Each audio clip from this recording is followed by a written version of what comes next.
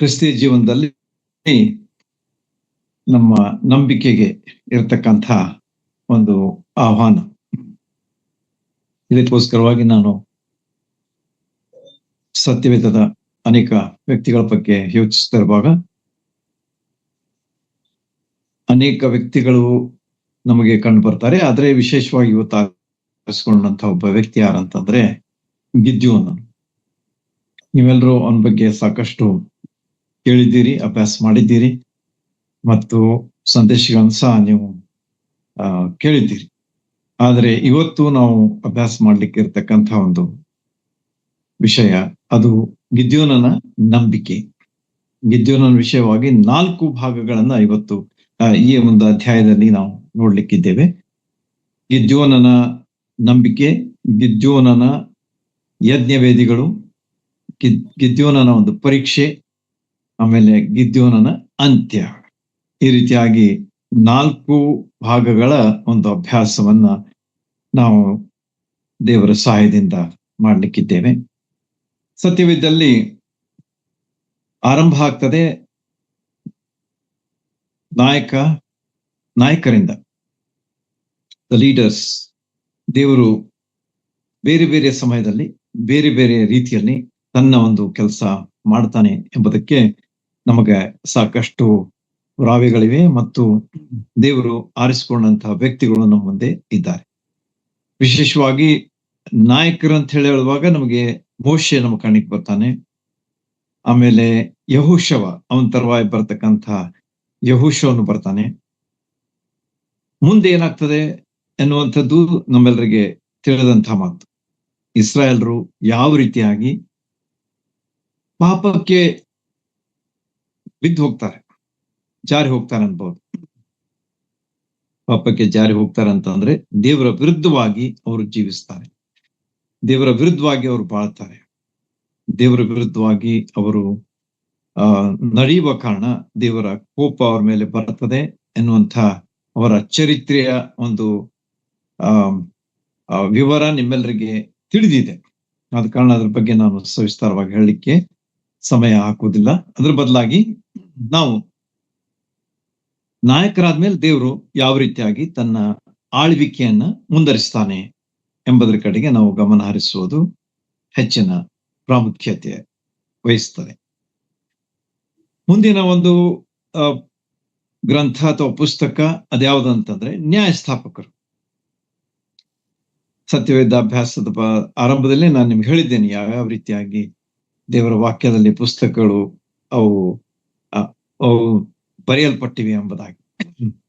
ಮೋಶೆ 5 ಪುಸ್ತಕಗಳು, ಆಮೇಲೆ ಬುಕ್ ಆಫ್ ಹಿಸ್ಟ್ರಿ, ಅದಾದ್ಮೇಲೆ ಪೋಯಟ್ರಿ, ಅದಾದ್ಮೇಲೆ ಮೇಜರ್ ಪ್ರಾಫಿಟ್ಸ್, ಆಮೇಲೆ ಮೈನರ್ ಪ್ರಾಫಿಟ್ಸ್. ಈ ರೀತಿಯಾಗಿ 39 ಹಳೆ ಒಡಂಬಡಿಕೆಯ ಪುಸ್ತಕಗಳ ವಿವರಣೆ ನಮಗ ಕಂಡು ಬರ್ತದೆ. ಹೀಗೆ ನಾಯಕನಾದಂತಹ ಮೋಶೆ, ಯೆಹೋಶುವರ ತರುವಾಯ ಬರುವಂತ ಪುಸ್ತಕ ಅದ್ಯಾವುದಂತಂದ್ರೆ ನ್ಯಾಯಸ್ಥಾಪಕರ ಪುಸ್ತಕ. ಇಂಗ್ಲಿಷ್ ನಲ್ಲಿ ದ ಬುಕ್ ಆಫ್ ಜಡ್ಜಸ್ ಅಂತ ಹೇಳ್ತೇವೆ.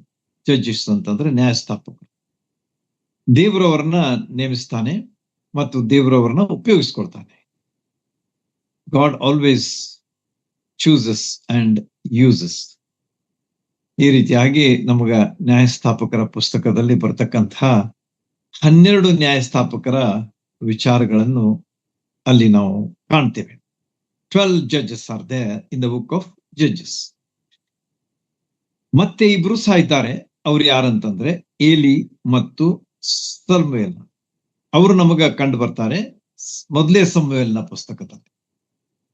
ಹೀಗೆ ನ್ಯಾಯಸ್ಥಾಪಕರ ಪುಸ್ತಕದಲ್ಲಿ 12 ಮತ್ತು ಮೊದಲೇ ಸಮುವೇಲನ ಪುಸ್ತಕದಲ್ಲಿ 2.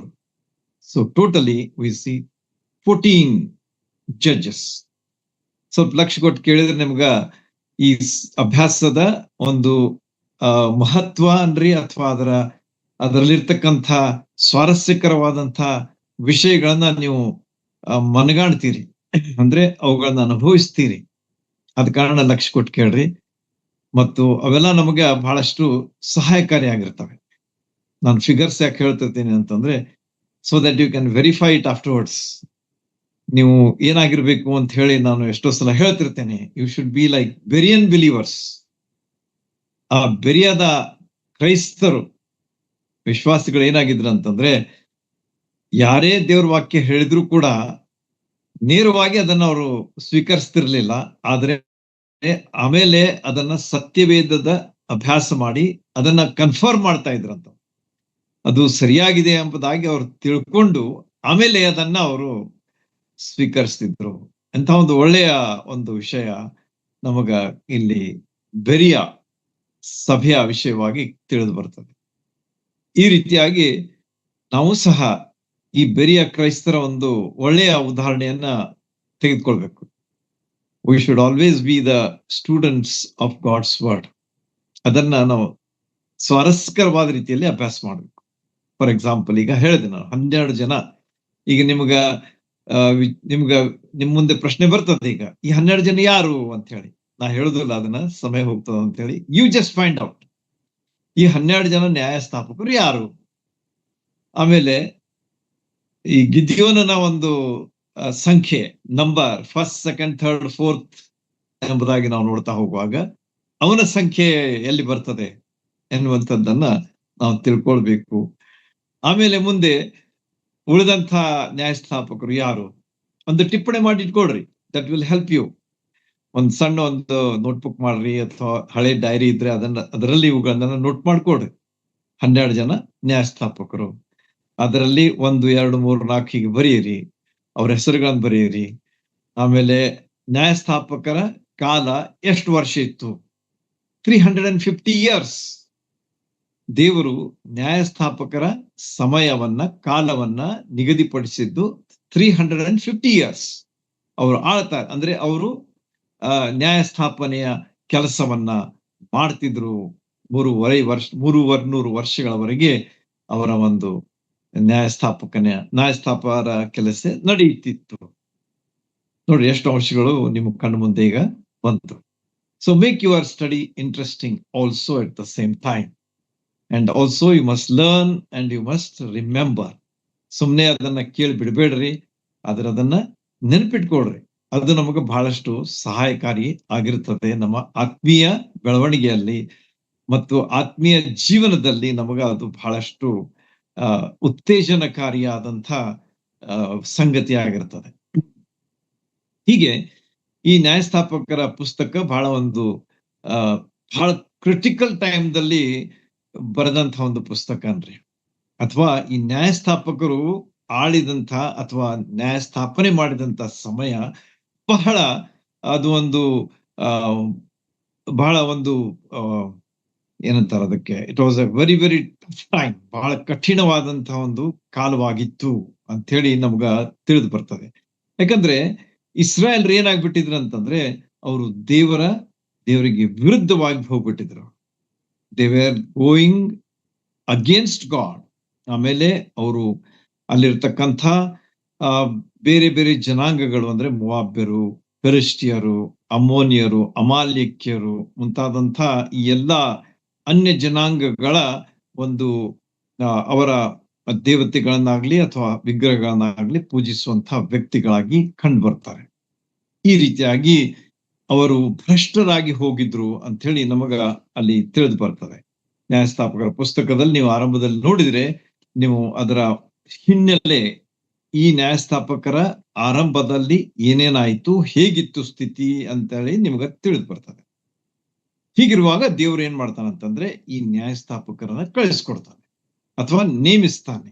ಸೋ ದ್ಯಾಟ್ ಅವರು ದೇವ್ರ ಕಡೆಗೆ ತಿರ್ಕೊಳ್ಬೇಕು, ಪಶ್ಚಾತ್ತಾಪ ಪಟ್ಟು ಹಿಂತಿರುಗಿ ಬರ್ಬೇಕು, ದೇವರ ಆಶೀರ್ವಾದ ಪಡ್ಕೊಳ್ಬೇಕು. So this is the plan of God. ಜನ ಎಷ್ಟೇ ಭ್ರಷ್ಟರಾಗಿ ಹೋದ್ರು ಕೂಡ ದೇವರ ಹೃದಯ ಅದು ಎಷ್ಟು ಕೋಮಲವಾಗಿತ್ತು ಅಂತ ಹೇಳಿ ಇದರಿಂದ ನಿಮ್ಗೆ ತಿಳಿದು ಬರ್ತದೆ. So soft like a petal of a rose ಅಂತ ಹೇಳ್ಬೋದು. ಅದಕ್ಕೆ ಅದು ಜಸ್ಟ್ ಒಂದು ಉದಾಹರಣೆ ಹೇಳ್ತಾ ಇದ್ದೇನೆ. ಆದ್ರೆ ದೇವರು ಹೃದಯ ಅಷ್ಟು ಒಂದು ಕೋಮಲವಾದಂತಹ ಒಂದು ಹೃದಯ. ಆತನು ತನ್ನ ಜನರನ್ನ ಪ್ರೀತಿಸಿ, ಅವರು ಪಶ್ಚಾತ್ತಾಪ ಪಡುವಾಗ ಅವರನ್ನು ತಿರುಗಿ ತನ್ನ ಆಶೀರ್ವಾದಕ್ಕೆ ಅವರಿಗೆ ಅನುಗ್ರಹ ಮಾಡಿಕೊಡ್ತಾನೆ ಎನ್ನುವಂಥದ್ದನ್ನ ನೀವು ನ್ಯಾಯಸ್ಥಾಪಕರ ಪುಸ್ತಕ ಅಭ್ಯಾಸ ಮಾಡುವಾಗ ತಿಳಿದುಕೊಳ್ತೀರಿ. ಓಕೆ, ಹೀಗೆ ಇವತ್ತಿನ ಅಭ್ಯಾಸದ ವ್ಯಕ್ತಿ ಯಾರಾಗಿದ್ದಾರಂತಂದ್ರೆ ಗಿದ್ಯೋನ್ ಅಂತ ಹೇಳಿ ನಮಗ ನಾವು ಇವತ್ತು ನೆನ್ಪಿಟ್ಕೊಳ್ಳೋಣ. ಅವನ ಹೆಸರಿನ ಅರ್ಥ ಏನು? ನೀವು ಸ್ವಲ್ಪ ಎಲ್ಲ ತಿಳ್ಕೊಂಡ್ರೆ ಇದು ನಿಮ್ಗೆ ಬಹಳಷ್ಟು ಉಪಯೋಗ ಆಗ್ತದೆ. ಅಂದ್ರೆ ದೇವ್ರ ವಾಕ್ಯದಲ್ಲಿ ಬರತಕ್ಕಂಥ ಹೆಸರುಗಳು ಸಹ ಅಷ್ಟೇ ಅರ್ಥಪೂರ್ಣವಾಗಿದ್ದವು. They were not like casual or favourite or anything like that, but they were meaningful. ಬಹಳ ಅರ್ಥಪೂರ್ಣವಾದಂತ ಹೆಸರುಗಳನ್ನ ನಾವು ದೇವರ ವಾಕ್ಯದಲ್ಲಿ ಕಾಣ್ತೇವೆ. ಹಾಗಾದ್ರೆ ಗಿದ್ಯೋನನ ಹೆಸರಿನ ಅರ್ಥ ಏನು ಅಂತ ಹೇಳಿ ನಾವು ನೋಡುವಾಗ, ಅವನು ಈಸ್ ಎ ಪರ್ಸನ್, ಅವನೊಬ್ಬ ಕೊಯ್ಯುವಂಥವನು, ಅಂದ್ರೆ ಹ್ಯೂವರ್ ಆರ್ ಆತನು ಕೊಯ್ತಾರಲ್ಲ ಬೆಳೆಯನ್ನ, ಅಂಥ ಹೆಸರು ಅವನಿಗೆ ಇದೆ, ಕೊಯ್ಯುವ ಅಂತ ಹೇಳಿ. ಅಷ್ಟೇ ಅಲ್ಲದೆ ಅದರ ಇನ್ನೊಂದು ಅರ್ಥವನ್ನು ಸಹ ನಾವು ನೋಡುವಾಗ ಯುದ್ಧವೀರ, ಹಿ ಈಸ್ ಎ ವಾರಿಯರ್ ಎಂಬುದಾಗಿಯೂ ಸಹ ಅವನ ಹೆಸರಿನ ಅರ್ಥ ನಮಗೆ ತಿಳಿದು ಬರ್ತದೆ. ಹೀಗೆ ಅರ್ಥಪೂರ್ಣವಾದಂತಹ ಹೆಸರುಳ್ಳಂತಹ ವ್ಯಕ್ತಿ ಯಾರಾಗಿದ್ರು ಅಂತಂದ್ರೆ ಗಿದ್ಯೋನ್. ಕೊಯ್ಯುವವನಾಗಿದ್ದ, ಅಂದ್ರೆ ಬೆಳೆಯನ್ನ ಕೊಯ್ಯುವಂಥವನಾಗಿದ್ದ. ಆಮೇಲೆ ವೈರಿಗಳನ್ನ ಕೊಯ್ದು ಹಾಕುವಂಥವನಾಗಿದ್ದ ಅಂತ ಹೇಳಿ ಹೇಳ್ಬೋದು. ಅಷ್ಟೇ ಅಲ್ಲದೆ ಯುದ್ಧವೀರನಾಗಿದ್ದ, ಯುದ್ಧ ಮಾಡಿ ಗೆಲ್ಲುವಂತಹ ಒಬ್ಬ ವ್ಯಕ್ತಿಯಾಗಿದ್ದ, ವೀರಶ್ ವ್ಯಕ್ತಿಯಾಗಿದ್ದ ಅಂತ ಹೇಳಿ ಅವನ ಬಗ್ಗೆ ನಾವು ತಿಳ್ಕೊಳ್ಬೋದು. ಆಗ್ಲಿ, ಈಗ ಇಸ್ರಾಯೇಲ್ರಲ್ಲಿ ನಿಮಗೆ ಗೊತ್ತಿದೆ ಎಷ್ಟು ಕುಲಗಳಿದ್ದು ಅಂತೇಳಿ. How many tribes of Israel ಅಂತ ಹೇಳಿ ನಾವು ನೋಡುವಾಗ 12 ಜನ ಇಸ್ರಾಯೇಲರ ಕುಲಗಳನ್ನ ನಾವು ನೋಡ್ತೀವಿ. ಆದ್ರೆ ಯಾಕೋಬನು ತನ್ನ ಕೊನೆಯ ಆಶೀರ್ವಾದದಲ್ಲಿ ಆತನ ಏನ್ ಮಾಡ್ಬಿಡ್ತಾನಂತಂದ್ರೆ, ಒಬ್ಬ ಯೋಸೇಫನ ಬದಲಾಗಿ ಇಬ್ಬರಿಗೆ ಆಶೀರ್ವಾದ ಕೊಡ್ತಾನೆ, ಅವನ ಮಕ್ಕಳಿಗೆ ಆಶೀರ್ವಾದ ಕೊಟ್ಬಿಡ್ತಾನೆ. ಎಫ್ರಾಯಿಮ್ ಮತ್ತು ಮನಸ್ಸೆ ಎಂಬಂಥವ್ರಿಗೆ ಆತನ ಆಶೀರ್ವಾದ ಕೊಡುವುದನ್ನ ನೀವು ಜೆನೆಸಿಸ್ ಅಂತಂದ್ರೆ ಆದಿಕಾಂಡ 50ನೇ ಅಧ್ಯಾಯದಲ್ಲಿ ನೀವು ನೋಡಿದ್ರೆ ಗೊತ್ತಾಗ್ತದೆ. ಸೊ ಇನ್ ಆಲ್ 13 ಅಂತೂ ಹೇಳ್ಬೋದು ನಾವು. ನಿಜವಾಗಿ 12 ಯೋಸೇಫನ್ ಒಬ್ಬನಂತ ಹೇಳಿದ್ರೆ, ಆದ್ರೆ ಯಾಕೋಬ ಕೊಟ್ಟಂತ ಆಶೀರ್ವಾದ ಅವನ ಇಬ್ಬರು ಮಕ್ಕಳಿಗೆ, ಎಫ್ರಾಯಿಮ್ ಮತ್ತು ಮನಸ್ಸೆ ಮತ್ತು ಎಫ್ರಾಯಿಮ್. ಹೀಗೆ ಈ ಮನಸ್ಸೆ ಅನ್ನುವಂತಹ ಒಂದು ಕುಲ ಏನಾಗಿತ್ತು ಅಂತಂದ್ರೆ ಯೋಸೇಫನ ಮಗನ ಒಂದು ಹೆಸರು, ಅವನ ಒಂದು ಕುಲ ಆಗಿತ್ತು. ಅಂದ್ರೆ it's the lost in the list ಅಂತ ಹೇಳ್ಬೋದು ನೀವು. ಈ ರೀತಿಯಾಗಿ ಅದು ಒಂದು ಕೊನೆಯ ಒಂದು ಸಂಖ್ಯೆಯಲ್ಲಿ ಬರ್ತಕ್ಕಂಥ ಒಂದು ಕುಲ, ಅದೇನಾಗಿತ್ತು, ಮನಸ್ಸೆಯ ಕುಲ. ಓಕೆ, ಆಗಲಿ. ಹಾಗಾದ್ರೆ ಈ ಮನಸ್ಸೆ ಕುಲದಲ್ಲಿದ್ದಂಥ ಒಬ್ಬ ವ್ಯಕ್ತಿ, ಅವನ ಮಗನ ಯಾರು ಅಂತಂದ್ರೆ ಗಿದ್ಯೋನ. ಹಾಗಾದ್ರೆ ಗಿದ್ಯೋನ ತಂದೆ ಹೆಸರೇನು? ಅದು ಸಹ ಅಲ್ಲಿದೆ. ಅದೇನಂತಂದ್ರೆ ಯೋವಾಷ್. ಯೋವಾಷ್ ಎಂಬುದು ಒಬ್ಬ ಅರಸನು ಸಹ ನಮಗ ಮುಂದೆ ಬರ್ತಾನೆ ಈ ಅರಸರ ಪುಸ್ತಕದಲ್ಲಿ, ಪೂರ್ವಕಾಲ ವೃತ್ತಾಂತ ಪುಸ್ತಕದಲ್ಲಿ ನಮಗೆ ಅವರೆಲ್ಲ ಬರ್ತಾರೆ. ಆದ್ರೆ ಇವೆಲ್ಲ ಬರೋದಕ್ಕಿಂತ ಮುಂಚೆ ಯೋವಾಷ್ ಎಲ್ಲಿದ್ದ ಅಂತಂದ್ರೆ he was the father of Gideon. ಗಿದ್ಯೋನನ ಒಬ್ಬ ತಂದೆಯಾಗಿ ಇಲ್ಲಿ ನಮ್ಮ ಕಣ್ಣು ಮುಂದೆ ಆತನು ಕಾಣ್ತಾನೆ. ಹೀಗೆ ಯೋವಾಷನ ಕೊನೆಯ ಮಗ, he was the last son of Joash, Gideon. ಹೀಗೆ ದೇವರು ಯಾವ ರೀತಿಯಾಗಿ ತನ್ನ ಸೇವೆಗಾಗಿ ಜನರನ್ನ ಆರಿಸ್ಕೊಳ್ತಾನೆ ಎಂಬುದನ್ನ ನಾವು ನೋಡುವಾಗ, ಆತನು ಹಿ ಮೇ ಚೂಸ್ ಎನಿಬಡಿ. ಅವನು ಕೊನೆಯವನು ಇರ್ಬೋದು, ಮೊದಲೇವನು ಇರ್ಬೋದು. ನಾವು ಏನ್ ಮಾಡ್ತೇವೆ, always we go for preference. ಹಿರಿಯರಿದ್ರೆ ಅವ್ರಿಗೆ ಬಹಳಷ್ಟು ಎಕ್ಸ್ಪೀರಿಯನ್ಸ್ ಇರ್ತದೆ, ನಾಲೆಡ್ಜ್ ಇರ್ತದೆ, ಅಂಡರ್ಸ್ಟ್ಯಾಂಡಿಂಗ್ ಇರ್ತದೆ ಅಂತ ಹೇಳಿ ನಾವು ಎಷ್ಟೋ ಸಲ ನಾವು ನೆನೆಸ್ತೇವೆ. ಆದ್ರೆ ದೇವರ ಆಯ್ಕೆ ಏನಾಗಿರ್ತಂತಂದ್ರೆ ಇಟ್ ಈಸ್ ಸಮಥಿಂಗ್ ಡಿಫ್ರೆಂಟ್. ಯಾಕಂದ್ರೆ ನಮಗ ದಾವೀದನ ವಿಷಯವಾಗಿ ಸಹ ಅದನ್ನೇ ನೋಡ್ತೇವೆ ನಾವು. ದಾವೀದನ ಅಣ್ಣಂದಿರು, ಅವನಿಗೆ 7 ಬ್ರದರ್ಸ್ ವೇರ್ ದೇರ್. ಎಲಿಯಾಬ್ ಇದ್ದ, ಅಬಿನಾದಾಬ್ ಇದ್ದ, ಶಮ್ಮಿ ಇದ್ದ, ಇವರೆಲ್ಲ ಇದ್ರು. ಸಮುವೇಲ್ ಪ್ರವಾದಿ ಅವರಿಗೆ ಹೋಗಿ ಅವ್ರಿಗೆ ಭೇಟಿಯಾದಾಗ ಅಭಿಷೇಕ್ ಮಾಡ್ಬೇಕಂತ ಹೋಗುವ ಅರಸನನ್ನಾಗಿ ಅಭಿಷೇಕ್ ಮಾಡ್ಬೇಕಂತ ಹೇಳಿ ಎಣ್ಣೆನ್ ತೆಗೆದುಕೊಂಡು ಹೋದಾಗ ತೈಲವನ್ನ, ಅಲ್ಲಿ ಆತನು ಮೊದ್ಲೇ ಮಗನಿಗೆ ಮಾಡ್ಲಿಕ್ಕೆ ಹೋಗ್ಬಿಟ್ಟ. ಇವನು ಬಹಳ ಒಂದು ಚೆನ್ನಾಗಿ, stature is very good and is good to look and is strong, so he must be the king of Israel ಎಂಬ ಒಂದು ವಿಚಾರ ಅವನಿಗೆ ಬಂತು. ಆದ್ರೆ ದೇವ್ರು ಹೇಳ್ತಾನೆ, ನಿಲ್, ಡೋಂಟ್ ಅನಾಯಿಂಟ್ ಹಿಮ್, ಅವನಿಗೆ ನೀನು ಅಭಿಷೇಕ್ ಮಾಡಬೇಡ. ಎರಡನೇವಾಯ್ತು, ಮೂರನೇವಾಯ್ತು, ಅಲ್ಲಿದ್ದಂತ ಎಲ್ಲರ ಸರದಿ ಬಂತು, ಆದ್ರೂ ದೇವರು ಅಲ್ಲಿ ಅವಕಾಶ ಕೊಡ್ಲಿಲ್ಲ. ಸಮುವೇಲನಿಗೆ ಅಭಿಷೇಕ್ ಮಾಡ್ಲಿಕ್ಕೆ ಅವಕಾಶ ಕೊಡ್ಲಿಲ್ಲ. ಆಗ ಆಗ ಸಮುವೇಲನಿಗೆ ಬಹಳ ಒಂದು ಸಂಕೋಚ ಆಗಾಕತ್ತೀಗ. ಅವನಿಗೇನ ಮಜಗರ ಆಯ್ತು ಅವನಿಗೆ ಅಂತ ಹೇಳ್ಬೋದು ನಾವು. ಅವನಂದ, ಅಲ್ಪ ಮತ್ತಿನ್ನು ದೇವರು ನಿನ್ ಎಲ್ಲಾ ಮಕ್ಕಳು ಬಂದ್ರು ಇನ್ನು ಆಯ್ಕೆನ ಮಾಡುವಲ್ಲ, ಹಂಗಾರೆ ಇನ್ನೂ ಯಾರಾದ್ರೂ ಅದಾರ ನಿನ್ ಮಕ್ಕಳು ಅಂತ ಹೇಳಿ ಕೇಳಿದಾಗ ಅವನ್ ಹೇಳ್ದ, ಹೌದು ಇನ್ನೊಬ್ಬ ಇದಾನ, ಆದ್ರೆ ಅವನು ಹೊಲ್ದಾಗಿದ್ದಾನ ಅಂತ ಹೇಳ್ದ. ಅಂದ್ರೆ ಹಿ ವಾಸ್ ಸೋ ನೆಗ್ಲೆಕ್ಟೆಡ್ ಅಂತ ಹೇಳಿ ನಿಮಗ ಅದರಿಂದ ತಿಳಿದು ಬರ್ತದೆ.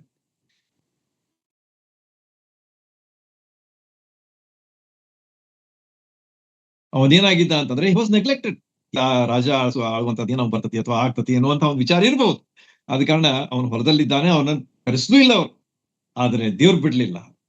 ಹೊಲದಲ್ಲಿದ್ರು ಕೂಡ ಅವನನ್ನ ಏನ್ ಮಾಡಿದ, ಕರೆಸಿದ. ಹಾ, ಬಾ ಇಲ್ಲಿ ಅಂತ ಹೇಳಿ ಕರೆಸಿ, ಆಗ ಸಮುವೇಲನಿಗೆ ಹೇಳ್ತಾನೆ, yes, he is the man after my own heart. ಆಮೇಲೆ ಮುಂದೆ ಅವನಿಗೆ ಹೆಸರು ಬರ್ತದೆ. ಆದ್ರೆ ನಾನು ಈಗ ನಿಮಗೆ ಮೊದಲೇ ಅದ್ರ ಬಗ್ಗೆ ಹೇಳ್ತಾ ಇದ್ದೇನೆ. ನಾನು ಆರಿಸಿಕೊಂಡಂತ ಮನುಷ್ಯ ಈತನಾಗಿದ್ದಾನೆ, ಇವನಿಗೆ ನೀನು ತೈಲಾಭಿಷೇಕ ಮಾಡಪ್ಪ ಅಂತ ಹೇಳಿ ಹೇಳಿದಾಗ ಸಮುವೇಲನಿಗೂ ಸಹ ಬಹಳ ಒಂದು ಆಶ್ಚರ್ಯ ಆಗಿರ್ಬೇಕು. ಏನ್ಪಾ, ದೇವರು 8ನೇ ವ್ಯಕ್ತಿ, ಮನೆಯಲ್ಲಿದ್ದಂತ 8ನೇ ಅಗ್ದಿ ಕನಿಷ್ಠ ಅಂದ್ರೆ ಬಹಳ ಸಣ್ಣವ, ಚಿಕ್ಕವ, ಇವನಿಗೆ ದೇವರು ನನಗೆ ಅರಸನಾಗಿ ಮಾಡಿಬಿಟ್ಟಲ್ಲ ಅಂತ ಹೇಳಿ ಅವನಿಗೂ ಸಹ ಸ್ವಲ್ಪ ಇದು ಆಗಿರ್ಬೋದು ಅಂತ ಹೇಳಿ ನಮ್ಗೆ ಅನಿಸ್ತದೆ. ಹೀಗೆ ದೇವರು ಮಾಡುವಂತಹದ್ದು ಅದ್ ನಮ್ ಊಹಿಸ್ಲಿಕ್ಕೂ ಆಗುದಿಲ್ಲ. ಆದ ಕಾರಣ ದೇವ್ರ ವಿಷಯಗಳನ್ನ ನಾವು ಪ್ರಶ್ನೆ ಮಾಡಕ್ ಹೋಗ್ಬಾರ್ದು. ಯಾಕೆ, ಏನು, ಹೇಗೆ, ಹಾಗೆ ಎಲ್ಲ ಬಿಟ್ಬಿಡ್ಬೇಕು ನಾವು. We have to accept what gives, what God says and what God does. ದೇವ್ರ ಏನ್ ಮಾಡ್ತಾನೆ ಸರಿ, ದೇವ್ರ ಏನ್ ಕೊಡ್ತಾನೆ ಸರಿ, ದೇವ್ರ ಏನ್ ಹೇಳ್ತಾನೆ ಸರಿ. This should be our attitude. ನಮ್ಮ ಮನೋವೃತ್ತಿ ಏನಾಗಿರ್ಬೇಕು ಅಂತಂದ್ರೆ ದೇವ್ರ ಬಗ್ಗೆ, we should be the people who accept what god gives, because that will be the best in our life. ಮನುಷ್ಯ ಕೊಟ್ಟದ್ದು ಮನೆ ತನಕ, ದೇವ್ರು ಕೊಟ್ಟದ್ದು ಕಡೆ ತನಕ ಅಂತ ಹೇಳ್ತಾರಲ್ಲ ಕೆಲವರು. ಈ ಲೋಕದ ಒಂದು ನಾಣ್ಣುಡಿಯದೆ. ಅದೇ ರೀತಿಯಾಗಿ ನಾವು ದೇವರ ಮಾಡಿದಂಥದ್ದು ಅದೇನಿರ್ತದೆ ಅಂತಂದ್ರೆ ಅದು ನಿಜವಾಗಿಯೂ ತಾಳುವಂತದ್ದಾಗಿರ್ತದೆ, ಬಾಳುವಂತದ್ದಾಗಿರ್ತದೆ. ಅದು ಬಹಳಷ್ಟು ಶ್ರೇಷ್ಠವಾದದ್ದಾಗಿರ್ತದೆ, ಉತ್ತಮವಾಗಿರುತ್ತಾಗಿರ್ತದೆ ಎಂಬುದನ್ನ ನಾವು ಸ್ವೀಕರಿಸ್ಬೇಕು. ನಮ್ಮ ಬುದ್ಧಿ ಹಚ್ಚಲಿಕ್ಕೆ ಹೋಗ್ಬಾರ್ದು, ಅದನ್ನ ನಾವು ಅದನ್ನ ಸ್ವೀಕಾರ ಮಾಡ್ಬೇಕು. ಓಕೆ, ಆಗ್ಲಿ. ಈಗ ಯೋವಾಷನ ಕೊನೆಯ ಮಗ ಯಾರು ಅಂತಂದ್ರೆ ಗಿದ್ಯೋನ್. ನಾನೆಲ್ಲ ಹೇಳೇನೀಗ, ನಾ ರಿಪೀಟ್ ಮಾಡೋದಿಲ್ಲ. ಅವನ ಹೆಸರೇನು, ಅವನ ಕುಲ ಯಾವುದು, ಅವನ ತಂದೆ ಹೆಸರೇನು, ಆಮೇಲೆ ಅವನಿಗೆ ಅವನು ಯಾವ ರೀತಿಯಾಗಿ ಆರಿಸಲ್ಪಟ್ಟ ಎಂಬಂತಹ ವಿಚಾರ ನೀವು ಈಗ ತಿಳ್ಕೊಂಡಿದ್ದೀರಿ. ಓಕೆ, ಈಗ ಅವನಿದ್ದಂತ ಸ್ಥಳ ಅಷ್ಟು ಹೇಳ್ಬಿಡ್ತೀನಿ ಈಗ, ಅಂದ್ರೆ ಅವನ ಹಿಸ್ಟ್ರಿ ನಿಮ್ಗೆ ಗೊತ್ತಿರ್ಲಿ ಅಂತ ಹೇಳಿ, ಬ್ಯಾಕ್ ಗ್ರೌಂಡ್ ನಿಮ್ಗೆ ಗೊತ್ತಿರ್ಲಿ ಅಂತ ಹೇಳಿ. ಅವ ಇದ್ದಂತ ಸ್ಥಳ ಏನಾಗಿತ್ತಂತಂದ್ರೆ ಒಫ್ರಾ ಎಂಬಂತಹ ಸ್ಥಳ. ಅದು ಗಿಲ್ಯಾದ್ ದಲ್ಲಿ ಇರುವಂತದ್ದು. May be like it's small place in Gilead ಒಂದು ಅದಕ್ಕಿಂತ ದೊಡ್ಡ ಸ್ಥಳ, ಅಂದ್ರೆ ಒಂದು ಟೌನ್ ಅಂತ ಹೇಳ್ಬೋದು. ಆಮೇಲೆ ಇದು ಹಳ್ಳಿ ಅಂತ ಹೇಳ್ಬೋದು. ಈ ರೀತಿಯಾಗಿ ಯೋರ್ದನ್ ನದಿಯ ಆಚೆ ಕಡೆಗಿತ್ತಂತದ್ದು. ನೀವು ಓದ್ರಿ ಗೊತ್ತಾಗ್ತದೆ. ನ್ಯಾಯಸ್ಥಾಪಕ ಪುಸ್ತಕ 6ನೇ ಅಧ್ಯಾಯದಲ್ಲಿ 6, 7, 8 ಈ 3 ಅಧ್ಯಾಯಗಳನ್ನ ನೀವು ಓದ್ರಿ ದಯಮಾಡಿ. Next our studies will be from 6, 7, 8 3 chapters. ಅದ ಕಾರಣ ನೀವು ಓದಿ ರೆಡಿ ಇದ್ರ ನಿಮಗೆ ಬಹಳ ಸಹಾಯ ಆಗ್ತದೆ, ಮತ್ತೆ ನನಗೂ ಸಹ ಅನುಕೂಲ ಆಗ್ತದೆ ಸ್ವಲ್ಪ ಫಾಸ್ಟ್ ಹೋಗ್ಲಿಕ್ಕೆ. ಇಲ್ಲದ್ರೆ ನಾವು ಎಲ್ಲಾನು ಎಕ್ಸ್ಪ್ಲೈನ್ ಮಾಡ್ಕೊಂತ ಕೊಂಡಿರ್ಬೇಕಾಗ್ತದೆ. ಆದ ಕಾರಣ 6, 7, 8 ಆಫ್ ಯಾವ್ದದು ನಮ್ಮ ನ್ಯಾಯಸ್ಥಾಪಕರ ಪುಸ್ತಕ ನೀವು ಓದಿದ್ರೆ ಅಲ್ಲಿ ನಿಮಗ ಗಿದ್ಯೋನನ ವಿಷಯ ನಿಮಗ ಸ್ಪಷ್ಟವಾದಂತಹ ವಿವರಣೆ ಸಿಗ್ತದೆ. ಓಕೆ, ಹೀಗೆ ಒಫ್ರಾ ಗಿಲ್ಯಾದಲ್ಲಿರುವಂತದ್ದು, ಯೋರ್ದನ್ ನದಿಯ ಆಚೆ ಇದ್ದಂತಹ ಊರಿನಲ್ಲಿ ವಾಸಿಸ್ತಾ ಇದ್ದ ಗಿದ್ಯೋನನ ವಿಷಯವಾಗಿ ಅನೇಕ ಬಾರಿ ಅನೇಕ ಸಂದೇಶ ನಾವು ಕೇಳಿರ್ಬೇಕು. ಆದ್ರೆ ಇವತ್ತು ಅದರ ಅಭ್ಯಾಸದಲ್ಲಿ ನಾವು ಏನ್ ಮಾಡೋಣ ಅಂತಂದ್ರೆ ಒಂದು ವಿಷಯದ ಬಗ್ಗೆ ಕೇಂದ್ರೀಕರಿಸೋಣ. ಅದ್ಯಾವುದು ಅಂತಂದ್ರೆ ಅವನ ನಂಬಿಕೆ, ದ ಫೇತ್ ಆಫ್ ಗಿಡಿಯೋನ್. ನೀವ್ ಅನ್ಬಹುದು, ಏನ್ರಿ ಎಷ್ಟೋ ಸಲ ನಾವು ಈ ಸಂದೇಶಕ್ಕೆ ಈ ನಂಬಿಕೆ ವಿಷಯವಾಗಿ ಕೇಳಿದ್ದೇವೆ, ನೀವೇ ಹೇಳಿರಿ ಎಲ್ಲ ಆಗಿದೆ ಅಂತ ಹೇಳ್ಬೋದು ನೀವು. ಆದ್ರೆ ಇವತ್ತು ಅವನ ವಿಷಯವಾಗಿರ್ತಕ್ಕಂಥ ಒಂದು ನಂಬಿಕೆ, ಈ ದಿವಸಗಳಲ್ಲಿ ನಂಬಿಕೆಗೆ ಬಹಳಷ್ಟು ಒಂದು ಕಂಟಕ ಬಂದದ ಅಂತ ಹೇಳ್ಬಹುದು, ಅಥವಾ ಬಹಳಷ್ಟು ಒಂದು ಪರೀಕ್ಷೆ ಬಂದದ ಅಂತ ಹೇಳ್ಬಹುದು, ಕಠಿಣ ಕಾಲ ಬಂದದ ಅಂತ ಹೇಳ್ಬಹುದು. ಜನರಲ್ಲಿ ಈ ದಿವಸಗಳಲ್ಲಿ ನಂಬಿಕೆ ಕಡಿಮೆ ಆಗ್ತಾ ಇದೆ. People are losing their faith. ಯಾಕಂದ್ರೆ ಸಮಸ್ಯೆ ಬಂದ ಕೂಡಲೇ ಅವ್ರು ದೇವರನ್ನ ಮರ್ತು ಬಿಡ್ತಾರೆ, ಸಮಸ್ಯೆಗಳಲ್ಲಿ ಮುಳುಗಿ ಹೋಗ್ಬಿಡ್ತಾರೆ, ಅದರಲ್ಲಿ ಅವ್ರು ಪರಿಹಾರ ಕಂಡುಕೊಳ್ಳಿಕ್ಕೆ ಪ್ರಯತ್ನ ಮಾಡ್ತಾರೆ. ಆದ ಕಾರಣ ನಂಬಿಕೆ ಬಹಳ ಬಹಳ ಮುಖ್ಯವಾದಂತದ್ದು ನಮ್ಮ ಕ್ರಿಸ್ತಿಯ ಜೀವನದಲ್ಲಿ ಮತ್ತು ಈ ಲೋಕದಲ್ಲಿ ನಾವು ವಾಸಿಸುವಾಗ. ಈ ನಂಬಿಕೆಯ ಒಂದು ಅನುಭವ ನಮ್ಮ ಜೀವನದಲ್ಲಿ ಯಾವಾಗ್ಲೂ ಎಲ್ಲಾ ಸಮಯದಲ್ಲಿ ಇರಬೇಕಾದದ್ದು. ಅದು ದೇವರ ಮೇಲೆ, ಯೆಹೋವ ದೇವರ ಮೇಲೆ, ಕರ್ತನಾದ ಯೇಸು ಕ್ರಿಸ್ತರ ಮೇಲೆ. ಆದ ಕಾರಣ ನಾನು ಈ ದಿವಸ ಓದ್ತಾ ಇರುವಾಗ ಅಲ್ಲಿ specifically they don't say God but they say Jehovah. This is very important. ಆದ ಕಾರಣ ನಾವು ಸಹ we have to be very specific about the God whom we worship. ದೇವರು, ಯಾವ ದೇವರನ್ನು ನಾವು ಆರಾಧಿಸ್ತೇವೆ ಆತನ ವಿಷಯವಾಗಿ ನಾವು ಬಹಳಷ್ಟು ಖಚಿತವಾದಂತಹ ರೀತಿಯಲ್ಲಿ ಮಾತಾಡ್ತಾ ಇರಬೇಕು ಅಂತ ಹೇಳಿ ಇದರಿಂದ ನಮಗ ಕಂಡು ಬರ್ತದೆ. ನಾನು ಸಹ ದೇವರು ಅಂತ ಹೇಳಿ ಹೇಳ್ತಾ ಇದ್ದೆ, ಆದ್ರೆ ಇವತ್ತು ನಾನು ಅದನ್ನು ಓದ್ತಾ ಇರುವಾಗ ಅಲ್ಲಿ ಸ್ಪಷ್ಟವಾಗಿ ಬರೆಯಲ್ಪಟ್ಟಿದೆ, ಯೆಹೋವನು ಯೆಹೋವನು ಯೆಹೋವನು ಅಂತ. The name Jehovah, the almighty god ಎಂಬುದನ್ನ ನಾವು ತಿಳ್ಕೊಂಡು ಅದರ ಪ್ರಕಾರ ಮುಂದರಿಯೋಣ. ಗಿದ್ಯೋನ ವಿಷಯವಾಗಿ ನಾವೇನ್ ನೋಡುವಾಗ ಅಂತಂದ್ರೆ, ಇಸ್ರಾಯೇಲ್ರ ಅವಿಧೇಯತೆ ಮತ್ತು ದೇವರ ತಾಳ್ಮೆ. ಅವರು ಅವಿಧೇಯರಾಗ್ತಿದ್ರು, ಆದ್ರೆ ದೇವರು ಅವ್ರ ಬಗ್ಗೆ ಬಹಳಷ್ಟು ತಾಳ್ಮೆ ಮತ್ತು ಪ್ರೀತಿಯನ್ನ ವಹಿಸಿ ಅವರಿಗೆ ಅವಕಾಶಗಳನ್ನು ಕೊಡ್ತಾ ಇದ್ದ, ಹಿಂತಿರುಗಿ ಬರ್ಲಿಕ್ಕೆ ಅವರಿಗೆ ಸಹಾಯ ಮಾಡ್ತಾ ಇದ್ದ, ಆಮೇಲೆ ಅವರನ್ನ ಅದ್ಭುತವಾದ ರೀತಿಯಲ್ಲಿ ನಡೆಸ್ತಾ ಇದ್ದ ಎಂಬುದನ್ನ ನಾವು ಓದ್ತೇವೆ. ಹೀಗೆ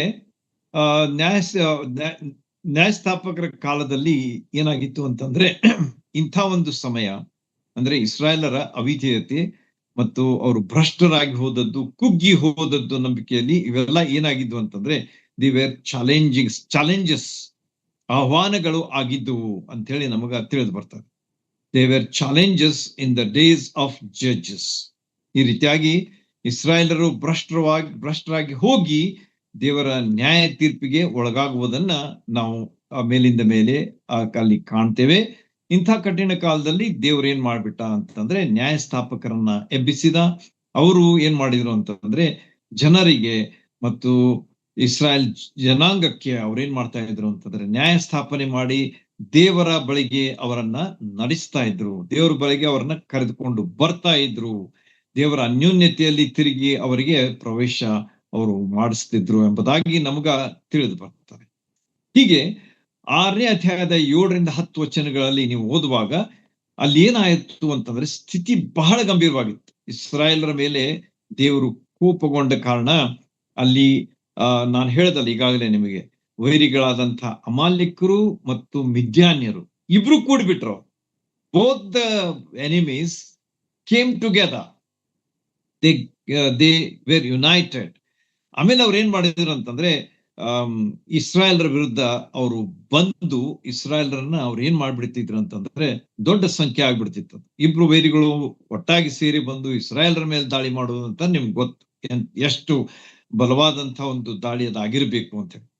ಆದ ಕಾರಣ ಅವ್ರೇನ್ ಮಾಡ್ತಿದ್ರು ಅಂತಂದ್ರೆ, ಇಸ್ರಾಯೇಲ್ ಇಡೀ ವರ್ಷ ಅವರು ಬೆಳೆಸ್ತಿದ್ರು, ಕುರಿ ಸಾಕ್ತಾ ಇದ್ರು, ಪಕ್ಷಿಗಳನ್ನು ಬೆಳೆಸ್ತಾ ಎಲ್ಲ ಮಾಡ್ತಾ ಇದ್ರು. ಆದ್ರೆ ಈ ಜನರು ಬಂದು ಅದನ್ನೆಲ್ಲ ಹಾಳು ಮಾಡಿ ಹೋಗ್ತಾ ಇದ್ರು ಎಂಬುದಾಗಿ ಅಲ್ಲಿ ನಮಗ, ನೀವು ಓದ್ರಿ ಅದನ್ನ 6ನೇ ಅಧ್ಯಾಯ 7ರಿಂದ 10 ವಚನಗಳನ್ನ ನೀವು ಓದಿದ್ರೆ ನಿಮ್ಗೆ ಸ್ಪಷ್ಟವಾಗಿ ತಿಳಿಯುತ್ತದೆ. ಸಮಯದ ಅಭಾವದಿಂದ ನಾನು ಜಸ್ಟ್ ಹೇಳ್ತಾ ಇದ್ದೇನೆ, ಅದನ್ನ ತಿಳ್ಕೊಡ್ರಿ ಮತ್ತು ಓದ್ರಿ, ಕನ್ಫರ್ಮ್ ಮಾಡ್ರಿ, ಬಿ ವೆರಿಯನ್ ಬಿಲೀವರ್ಸ್. ಓಕೆ. ಆಮೇಲೆ ಏನಾಯ್ತು ಅಂತಂದ್ರೆ, ಮಿದ್ಯಾನ್ಯರು ಅಮಾಲೇಕರನ್ನು ಕೂಡಿಕೊಂಡು ಇಸ್ರಾಯೇಲರನ್ನ, ಅವ್ರ ಬೆಳೆಯನ್ನ, ಪಶುಗಳನ್ನ ಲೂಟಿ ಮಾಡಿ ಹಾಳು ಮಾಡ್ತಾ ಇದ್ರು ಅಂತೇಳಿ ಅಲ್ಲಿ ನಮಗ ತಿಳಿದು ಬರ್ತದೆ. ಆಮೇಲೆ ಏನಾಯ್ತು ಅಂತಂದ್ರೆ, ದೇವದ್ರೋಹಿಗಳಾದಂತಹ ಇಸ್ರಾಯೇಲರು ಏನಾದ್ರು ಬಹಳ ಕುಗ್ಗಿ ಹೋದರು. ಈ ಒಂದು ಪದಪ್ರಯೋಗ ಅದನ್ನ ನೋಡ್ರಿ ನೀವು ಯಾವ ರೀತಿಯಾಗಿ ಅದನ್ನ ತಿಳ್ಕೊಳ್ತೀರಿ ಅಂತೇಳಿ. ಕುಗ್ಗಿ ಹೋದ್ರಂತ. ಈಗ ಕುಗ್ಗಿ ಹೋಗುವುದಂತಂದ್ರ ನೀವು ಕ್ಯಾನ್ ಇಮ್ಯಾಜಿನ್ ಯಾವ ರೀತಿಯಾಗಿ ಒಂದು ವಸ್ತುವನ್ನ ಹಾಗೆ ನಾವು ಹೊಡೆದು ಅಂತ ಸಣ್ಣ ಮಾಡಿದ್ರೆ ಕುಗ್ಗಿ ಹೋಗ್ಬಿಡ್ತದ ಅದು. ಅಂದ್ರೆ it becomes very small because of the hits that it gets. ಈ ರೀತಿಯಾಗಿ ಅವರ ಸ್ಥಿತಿ ಏನಾಗಿತ್ತಂತ ಕುಗ್ಗಿ ಹೋದು ಸಣ್ಣವರಾಗ್ಬಿಟ್ರಂತ. ಬಹಳ ದೊಡ್ಡ ಜನಾಂಗ, ದೇವರ ಜನಾಂಗ ಅದು. ಆದ್ರೆ ಅವರು ಇಸ್ರಾಯೇಲ್ ವೈರಿಗಳ ಹೊಡೆತ ತಿಂದು ತಿಂದು ಅವ್ರು ಏನಾಗ್ಬಿಟ್ರು ಅಂದ್ರೆ ಕುಗ್ಗಿ ಹೋದ್ರು ಅಂತ ಹೇಳಿ ಅಲ್ಲಿ ನಮಗ ತಿಳಿದು ಬರ್ತದೆ. ಈ ರೀತಿಯಾಗಿ ಅವರು ಕುಗ್ಗಿ ಹೋದ್ಮೇಲೆ ಕೊನೆಗೆ ಅವ್ರ ನೆನಪಾಯ್ತು ಏನಂತ ಹೇಳಿ, ನಮಗೊಬ್ಬ ದೇವರು ಯೆಹೋವನಿದ್ದಾನೆ, ಆ ಯೆಹೋವನನ್ನ ನಾವು ಮೊರೆ ಇಡೋಣ. ನೀವು ವಿಮೋಚನೆ ಕಾಂಡದಲ್ಲಿ ಸಹ ಅದನ್ನ ನೋಡ್ತೀರಿ, ಯಾವ ರೀತಿಯಾಗಿ ಅವರಿಗೆ ಬಹಳ ತೊಂದರೆ ಉಂಟಾದಾಗ ಅವರು ದೇವರಿಗೆ ಮೊರೆ ಇಟ್ರು ಅಂತ ಹೇಳಿ ನಮಗೆ ವಿಮೋಚನೆ ಕಾಂಡ ಮೊದಲನೇ ಅಧ್ಯಾಯದಲ್ಲಿ ಅದನ್ನ ನೀವು ಓದ್ತೀರಿ. ಅದೇ ರೀತಿಯಾಗಿ ಇಲ್ಲಿಯೂ ಸಹ ಇವರ ಪರಿಸ್ಥಿತಿ ಈಗ ಆಗಿದೆ. ಅವ್ರೇನ್ ಮಾಡಿದ್ರು ಅಂತಂದ್ರೆ ಕೂಗಿದರು, ಮೊರೆ ಇಟ್ಟರು ಅಂತ ಹೇಳಿ. ಆದ್ರೆ ಒಂದು ವಿಷಯ ನಮಗೆ ಕಂಡು ಬರುವುದಿಲ್ಲ, ಅವ್ರು ನಿಜವಾಗಿ ಪಶ್ಚಾತ್ತಾಪಪಟ್ಟು ಮೊರೆ ಇಟ್ರು ಅಥವಾ ನಾವು ದೇವರಿಗೆ ಮೊರೆ ಇಟ್ಟರು ದೇವ್ರು ಕೇಳ್ತಾನೆ ಅನ್ನುವಂತಹ ರೀತಿಯಲ್ಲಿ ಮೊರೆ ಇಟ್ರು. This is the difference that we should always understand. ನಮ್ಮ ಜೀವನದಲ್ಲಿ ನಾವು ಮೊರೆ ಇಡುವಾಗ ಪಶ್ಚಾತ್ತಾಪದ ಮೊರೆ ಆಗಿರ್ಬೇಕು. ಸುಮ್ಮನೆ ದೇವ್ರು ನಮ್ ಮೊರೆ ಕೇಳ್ತಾನೆ ಅಂತ ಹೇಳಿ ನಾವು ಮೊರೆ ಇಟ್ರೆ ಅದರ ಪ್ರಯೋಜನ ಎಷ್ಟಾಗ್ತದೆ ನನಗೆ ಗೊತ್ತಿಲ್ಲ. How far God is going to bless it, how far God is going to answer it. ಆದ್ರೆ ಇಲ್ಲಿ ನಾವು ನೋಡುವಾಗ ಇಸ್ರಾಯೇಲ್ರು ಮಾತ್ರ ಏನ್ ಮಾಡಿದ್ರು ಅಂತಂದ್ರೆ ಮೊರೆ ಇಟ್ರು. ಬಹಳ ಕುಗ್ಗಿ ಹೋದಂತ ಸ್ಥಿತಿಯಲ್ಲಿ ಅವರು ಪಶ್ಚಾತ್ತಾಪ ಪಟ್ಟು ಮೊರೆ ಇಟ್ಟಿರಬೇಕು ಅನಿಸ್ತದೆ. ಯಾಕಂದ್ರೆ ದೇವರು ಇಮಿಡಿಯೇಟ್ಲಿ ಹಿ ರೆಸ್ಪಾನ್ಸ್ ಅಲ್ಲಿ ಅಂತೇಳಿ ನಮಗ ತಿಳಿದು ಬರ್ತದೆ. ಯೆಹೋವನು ಏನ್ ಮಾಡ್ಬಿಟ್ಟ ಅಂತಂದ್ರೆ, ಆತನ ಹೇಳಿದಲ್ಲ ನಿಮ್ಗೆ, ಕೋಮಲವಾದಂತ ಹೃದಯವುಳ್ಳಂತ ಯೆಹೋವನು ಅವರ ಮೊರೆಯನ್ನು ಲಾಲಿಸಿದನು. ಆತನ ಪ್ರೀತಿಯ ಹೃದಯಕ್ಕೆ ಅದು ಹೋಗಿ ಮುಟ್ಟಿತು. ಯಾವುದು? ಇಸ್ರಾಯೇಲರ ಮೊರೆ, ಇಸ್ರಾಯೇಲರ ಕೂಗು. 11-13 ವಚನಗಳಲ್ಲಿ ನೀವು ನೋಡ್ತೀರಿ, ಸಹಾಯಕ್ಕಾಗಿ ಯೆಹೋವನು ಇಳಿದು ತನ್ನ ದೂತನನ್ನ ಕಳಿಸಿಕೊಡ್ತಾನೆ. 11-13 ಹೋದ್ರಿ, ಅಲ್ಲಿ ನಿಮ್ಗೆ ಕಂಡು ಬರ್ತದೆ ದೇವರು ಅವರ ಮೊರೆಯನ್ನ, ಯೆಹೋವನು ಆತನ ಮೊರೆಯನ್ನ ಕೇಳಿ ಅವರಿಗೆ ಸಹಾಯ ಮಾಡುವುದಕ್ಕಾಗಿ ಇಳಿದು ಬರ್ತಾನೆ. ನೋಡ್ರಿ, ನಮ್ಮ ದೇವರು ಎಂಥ ದೇವರಾಗಿ, ಆತನ ಸುಮ್ಮನೆ ನೋಡ್ತಾ ಕುಳಿತುಕೊಳ್ಳೋದಿಲ್ಲ. ಆದ್ರೆ ನಾವು ನಿಜವಾದಂತ ಪಶ್ಚಾತ್ತಾಪದಿಂದ ಆತನ ಬಳಿಗೆ ಬರುವಾಗ ಖಂಡಿತವಾಗಿ ಇಳಿದು ಬರ್ತಾನೆ. ಈ ಸೆಂಡ್ಸ್ ಇಸ್ ಹೆಲ್ಪ್. ಆದ ಕಾರಣ ತಾವಿದನ್ನು ಹೇಳ್ತಾನೆ, ಸುಂದರವಾದಂತಹ ವಚನ 121ನೇ ಕೀರ್ತನೆಯಲ್ಲಿ, ನಾನು ಪರ್ವತಗಳ ಕಡೆಗೆ ಕಣ್ಣೆಟ್ಟಿ ನೋಡ್ತೇನೆ, ನನ್ನ ಸಹಾಯ ಎಲ್ಲಿಂದ ಬರ್ತದೆ? ನನ್ನ ಸಹಾಯವು ಭೂಮ್ಯಾಕಾಶವನ್ನುಂಟು ಮಾಡಿದಂತ ಯೆಹೋವನಿಂದಲೇ ಎಂಬುದಾಗಿ ಅಲ್ಲಿ ಆತನು ಹೇಳೋದನ್ನು ನೋಡುವಾಗ ಅವನ ಒಂದು ಭರವಸೆ ಯೆಹೋವನಲ್ಲಿ ಯಾವ ರೀತಿಯಾಗಿತ್ತು, ಸಹಾಯದ ಒಂದು ನಿಶ್ಚಿತತೆ ಯಾವ ರೀತಿಯಾಗಿ ದಾವೀದನಲ್ಲಿ ಇತ್ತು ಎಂಬುದು ನಮಗೆ ಕಂಡು ಬರ್ತದೆ. ಹೀಗೆ ನಮ್ಮ ಜೀವನದಲ್ಲಿ ನಾವು ಪಶ್ಚಾತ್ತಾಪ ಪಟ್ಟು, ಹೌದು ನಾವು ತಪ್ಪು ಮಾಡ್ತೇವೆ, ಯಾಕಂದ್ರೆ ನಾವು ಈ ಲೋಕದಲ್ಲಿ ಇರುವಾಗ ನಾವು ಇನ್ನೂ ಪಾಪದ ಸನ್ನಿಧಾನದಲ್ಲಿ ಇದ್ದೇವೆ. ಆದ ಕಾರಣ ನಾವು ಪಾಪ ಮಾಡ್ಬೇಕಂತಲ್ಲ, ವಿ ಆರ್ ಲಿಬರೇಟೆಡ್. ನಾವು ಪಾಪದ ಬಂಧನದಿಂದ ಬಿಡಿಸಲ್ಪಟ್ಟಿದ್ದೇವೆ. ಪಾಪದ ಶಕ್ತಿಯ ಮೇಲೆ ನಮಗ ಜಯ ಇದೆ ಮತ್ತು ಕೊನೆಗೆ ಪಾಪದ ಸನ್ನಿಧಾನದಲ್ಲಿಯೂ ಸಹ ನಮಗೆ ಜಯ ಸಿಗ್ತದೆ. ಯೇಸು ಸ್ವಾಮಿ ಕೂಡ ನಾವು ಮಧ್ಯಾಕಾಶಕ್ಕೆ ಹೋಗುವ, ಇದನ್ನ ನಾನು ಮೇಲಿನ ಮೇಲೆ ಹೇಳ್ತಿರ್ತೇನೆ, ನೆನಪಿಟ್ಕೊಡ್ರಿ. ಮತ್ತು ನಾವು ಯಾವಾಗಲೂ ನಾವು ದೇವರ ವಿಷಯವಾಗಿ ನಾವು ಏನ್ ಮಾಡ್ಬೇಕು, ನಿಜವಾದಂತ ಶುದ್ಧೀಕರಣ. ನಾವು 1 ಯೋಹಾನ 1:9 ನಾವು ನೋಡ್ತೇವೆ, ನಮ್ಮ ಪಾಪಗಳನ್ನು ಒಪ್ಪಿಕೊಂಡು ಅರಿಕೆ ಮಾಡಿದ್ರೆ ಆತನ ನಂಬಿಗಸ್ತನು ನೀತಿವಂತನಾಗಿದ್ದು ಸಕಲ ಅನೀತಿಯಿಂದ ಪರಿಹರಿಸಿ ಆತನ ಸಕಲ ಅನೀತಿಯಿಂದ ಪರಿಹರಿಸಿ ನಮ್ಮನ್ನು ಶುದ್ಧ ಮಾಡುವನು ಎಂಬುದಾಗಿ ಬರೆದಂತಹ ವಚನ. ಅದು ನಮ್ಮ ಸಹಾಯಕ್ಕಾಗಿ ಕೊಡಲ್ಪಟ್ಟಿದೆ ಹೊರತು ಅದು ಐತಿ ಅಂತ ಹೇಳಿ ನಾವು ತಪ್ಪು ಮಾಡ್ತೇವೆ ಮತ್ತು ಹಾಗೆ ಅದನ್ನ ನಾವು ಪಶ್ಚಾತ್ತಾಪ ಪಡ್ತೇವೆ. ಈ ರೀತಿಯಾಗಿ ಆಗ್ಬಾರ್ದು. ಅದು ನಾವು ತಪ್ಪು ಆಗಿದ್ರು ಕೂಡ ಅದರ ಒಪ್ಪಿಕೊಂಡು ಅರಿಕೆ ಮಾಡಿ ಪಶ್ಚಾತ್ತಾಪ ಪಟ್ಟು ಬಿಟ್ಟು ಬಿಡಬೇಕು. ಅದರಲ್ಲಿ ನಾವು ಮುಂದರಿಯಬಾರದು ಎನ್ನುವಂಥದ್ದು ಅದರ ಹಿಂದೆ ಇರ್ತಕ್ಕಂಥ ಅರ್ಥ. ಹೀಗೆ ನಮ್ಮ ಪಶ್ಚಾತ್ತಾಪದ ಹೃದಯದಿಂದ ಅಲ್ಲಿ ಮಾಡಿದಂಥ ಕೂಗಿಗೆ ದೇವರು ಸಹಾಯಕ್ಕಾಗಿ ಇಳಿದು ಬಂದನು ಯೆಹೋವನು ಅಂತೇಳಿ ಇಲ್ಲಿ ನಮಗೆ ತಿಳಿದು ಬರ್ತದೆ. ತಾನು ದೂತನನ್ನು ಕಳಿಸಿದ. ಈಗ ಬರ್ತಾನೆ 6ನೇ ಅಧ್ಯಾಯದಲ್ಲಿ. ಈ ಹಿನ್ನೆಲೆಯನ್ನೆಲ್ಲ ನೀವು ತಿಳ್ಕೊಂಡ ಮೇಲೆ ಈಗ ನಿಮಗೆ ಸಾಕಷ್ಟು ಅದರ ಒಂದು ಅರಿವಾಗಿದೆ ಅಂತ ಅನಿಸ್ತದೆ. ಗಿದ್ಯೋನನ ಒಂದು ಪ್ರವೇಶ ಆಗ್ತದೆ. ನಾವು the entry of ಗಿಡಿಯೋನ್ starts now ಎಂಬುದಾಗಿ ಇಲ್ಲಿ ನಮಗೆ ತಿಳಿದು ಬರ್ತದೆ. ಗಿದ್ಯೋನನ ಮನೋಸ್ಥಿತಿ ಹೇಗಿದೆ ಅಂತ ಹೇಳಿ ನೀವು ತಿಳ್ಕೊಂಡಿರ್ಬೇಕು. ಯಾಕಂದ್ರೆ ನಂಬಿಕೆ ಕುಂದಿದೆ, ನಿರೀಕ್ಷೆ ತಗ್ಗಿದೆ, ಹತಾಶೆ ಭಾವನೆ ಕಾಡ್ತಿದೆ. 3 ವಿಷಯಗಳನ್ನ ನಾವು ಅವನ ಬಗ್ಗೆ ಯೋಚಿಸಬಹುದು. ಮೊದಲನೇದಾಗಿ ನಂಬಿಕೆ ಕುಂದಿ ಹೋಗ್ಬಿಟ್ಟದೆ. ನಂಬಿಕೆ ಇಂಥ ಸ್ಥಿತಿಯಲ್ಲಿರುವಾಗ ಇಬ್ಬಿಬ್ರು ವೈರಿಗಳು ಬಂದು ದಾಳಿ ಮಾಡಿ ಹಾಳು ಮಾಡ್ತಾ ಇರುವಾಗ ಮನುಷ್ಯನ ಮನಸ್ಥಿತಿ ಹೇಗಿರ್ತದೆ ಎಂಬುದನ್ನ ನೀವು ವಿಚಾರ ಮಾಡ್ರಿ. Just imagine. ನಂಬಿಕೆ ಕುಂದಿ ಹೋಗ್ಬಿಟ್ಟದೆ, ನಿರೀಕ್ಷೆ ತಗ್ಗಿಬಿಟ್ಟದೆ. ಏನ್ಪಾ ನಮ್ಗೆ ಯಾರು ಸಹಾಯ ಮಾಡ್ತಾರೆ ಎಂಬುದಾಗಿ ಅವರಿಗೆ ಒಂದು ನಿರೀಕ್ಷೆನೇ ಇಲ್ಲದಂತ ಒಂದು ಸ್ಥಿತಿ ಉಂಟಾಗಿದೆ. ಮತ್ತು ಹತಾಶೆ ಭಾವನೆ, ಡೆಸ್ಪರೇಟ್ ಅಂತ ಹೇಳ್ತಾರಲ್ಲ, ಈಗೇನು ನಮ್ಗೇನು ಆಗುದಿಲ್ಲ ಅಂದ್ರೆ ನಮ್ ಕಡೆಗೇನು ಸಾಧ್ಯ ಇಲ್ಲ ಎನ್ನುವಂತ ಮುಗಿತಿನ್ನ ಎನ್ನುವಂತ ಒಂದು ಹತಾಶ ಭಾವನೆ ಕಾಡ್ತಾ ಇತ್ತು ಅಂತ ಹೇಳಿ ನಮಗ ಅಲ್ಲಿ ಕಂಡು ಬರ್ತದೆ. ಈಗ ದೇವರು ನೀವು ವಿಚಾರ ನಿಮಗೆ ವಿಚಾರ ಬರಬಹುದು ಅಥವಾ ನನಗೂ ಬರಬಹುದು, ಇಂಥ ಸ್ಥಿತಿಯಲ್ಲಿದ್ದಂತಹ ವ್ಯಕ್ತಿಯನ್ನ ದೇವರು ಯಾಕೆ ಆರಿಸ್ಕೊಂಡ? Why God selected such a man like Gideon? ಅವನಿಗೆ ಈಗ ನಂಬಿಕೆ ಕುಂದಿದೆ, ನಿರೀಕ್ಷೆ ತಗ್ಗಿದೆ, ಹತಾಶ ಭಾವನೆಯಿಂದ ಆತನು ಬಳಲ್ತಾ ಇದ್ದಾನೆ. ಅಂಥ ವ್ಯಕ್ತಿಯನ್ನ ದೇವರು ಯಾಕೆ ಆರಿಸ್ಕೊಂಡ ಎನ್ನುವಂಥದ್ದಕ್ಕೆ ದೇವ್ರ ವಾಕ್ಯದಲ್ಲಿ ಉತ್ತರ ಇದೆ. ದೇವ್ರ ವಾಕ್ಯ ಅದು ಸಜೀವವಾದದ್ದು, ಇಬ್ಬಾಯಿ ಕತ್ತಿಗಿಂತಲೂ ಹದನಾದದ್ದು ಎಂಬುದಾಗಿ ನಾವು ದೇವರ ವಾಕ್ಯದಲ್ಲಿ ಸ್ಪಷ್ಟವಾಗಿ ಓದ್ತೇವೆ. ಆದ ಕಾರಣ ದೇವರ ವಾಕ್ಯದಲ್ಲಿ ಎಲ್ಲ ಇದೆ.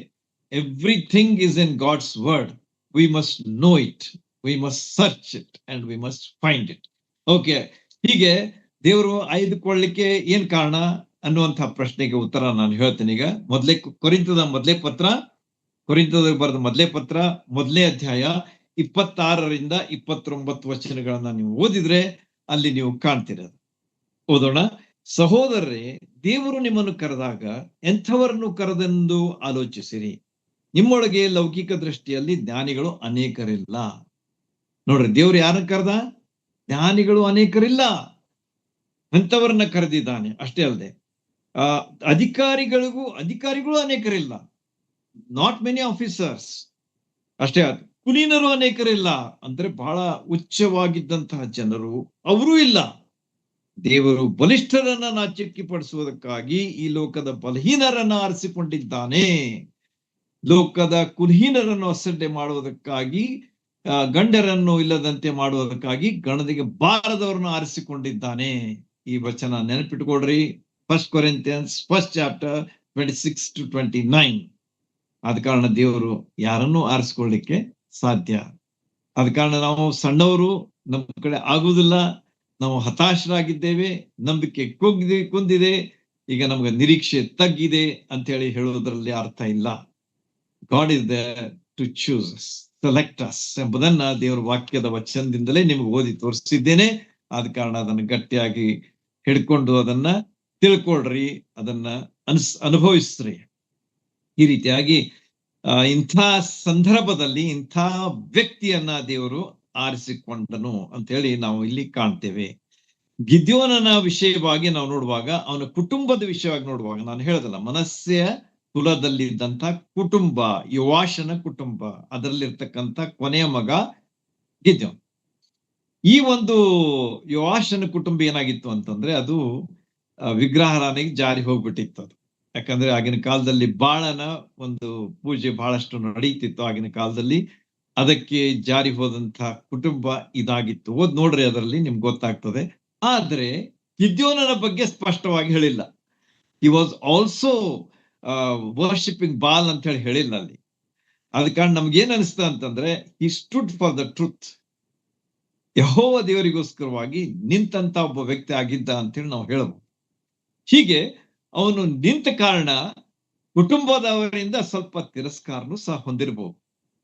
ಯಾಕಂದ್ರೆ ಅವರೆಲ್ಲ ಒಂದ್ ಮಾಡ್ತಾ ಇದ್ರು, ಇವನು ಮತ್ತೊಂದು ಮಾಡ್ತಾ ಇದ್ದ. ಯೆಹೋವನಿಗಾಗಿ ಸ್ಥಿರವಾಗಿ ನಿಂತಹ ಒಬ್ಬ ವ್ಯಕ್ತಿ ಈ ಗಿದ್ಯೋನ್. ಆದ ಕಾರಣ ಕುಟುಂಬದ ಒಂದು ಅವಕೃಪೆಗೆ ಆತನು ಪಾತ್ರನಾಗಿದ್ದ ಅಂತೇಳಿ ಹೇಳಬಹುದು ನಾವು. ಆದ್ರೆ ದೇವರ ಕೃಪೆಗೆ ಆತನು ಪಾತ್ರನಾಗಿದ್ದ.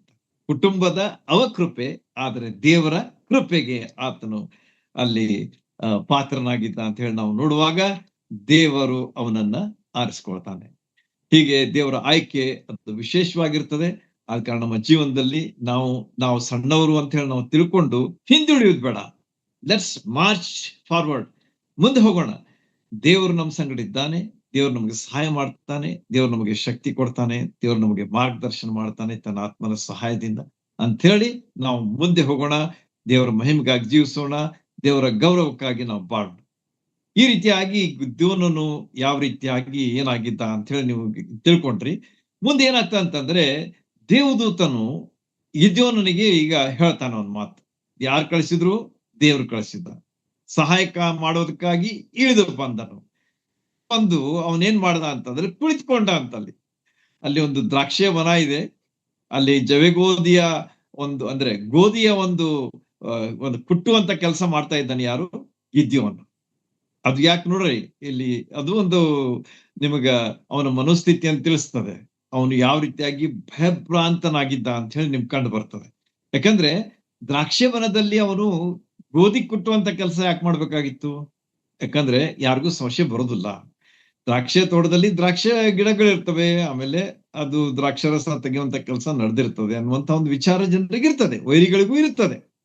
ಆದ್ರೆ ಅಂತ ಸ್ಥಳದಲ್ಲಿ ಇವನೇನ್ ಮಾಡ್ತಾ ಇದ್ದ ಅಂತ ಗೋಧಿಯನ್ನ ಒನೆಯುವಂತ ಕೆಲಸ ಮಾಡ್ತಾ ಇದ್ದಾನೆ ಅಂತ ಹೇಳಿ ನೋಡುವಾಗ ಅವನ್ ಏನಾಗಿದ್ದ ಅಂತಂದ್ರೆ ಅವನ ಧೈರ್ಯವು ಸಹ ಕುಂದಿ ಹೋಗಿತ್ತು.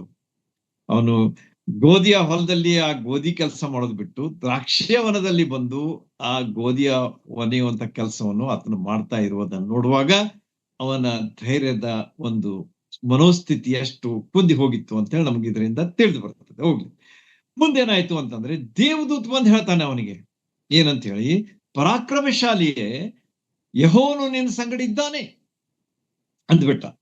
ಯಾರು? ದೇವದೂತ. ಆಗ ಗಿದ್ಯೋನಿಗೆ ಶಾಕ್ ಆಯ್ತು. ಏನಂತೇಳಿ ಅವನು ಅವನು ಪ್ರತಿಕ್ರಿಯೆ ಮಾಡ್ಬಿಟ್ಟ.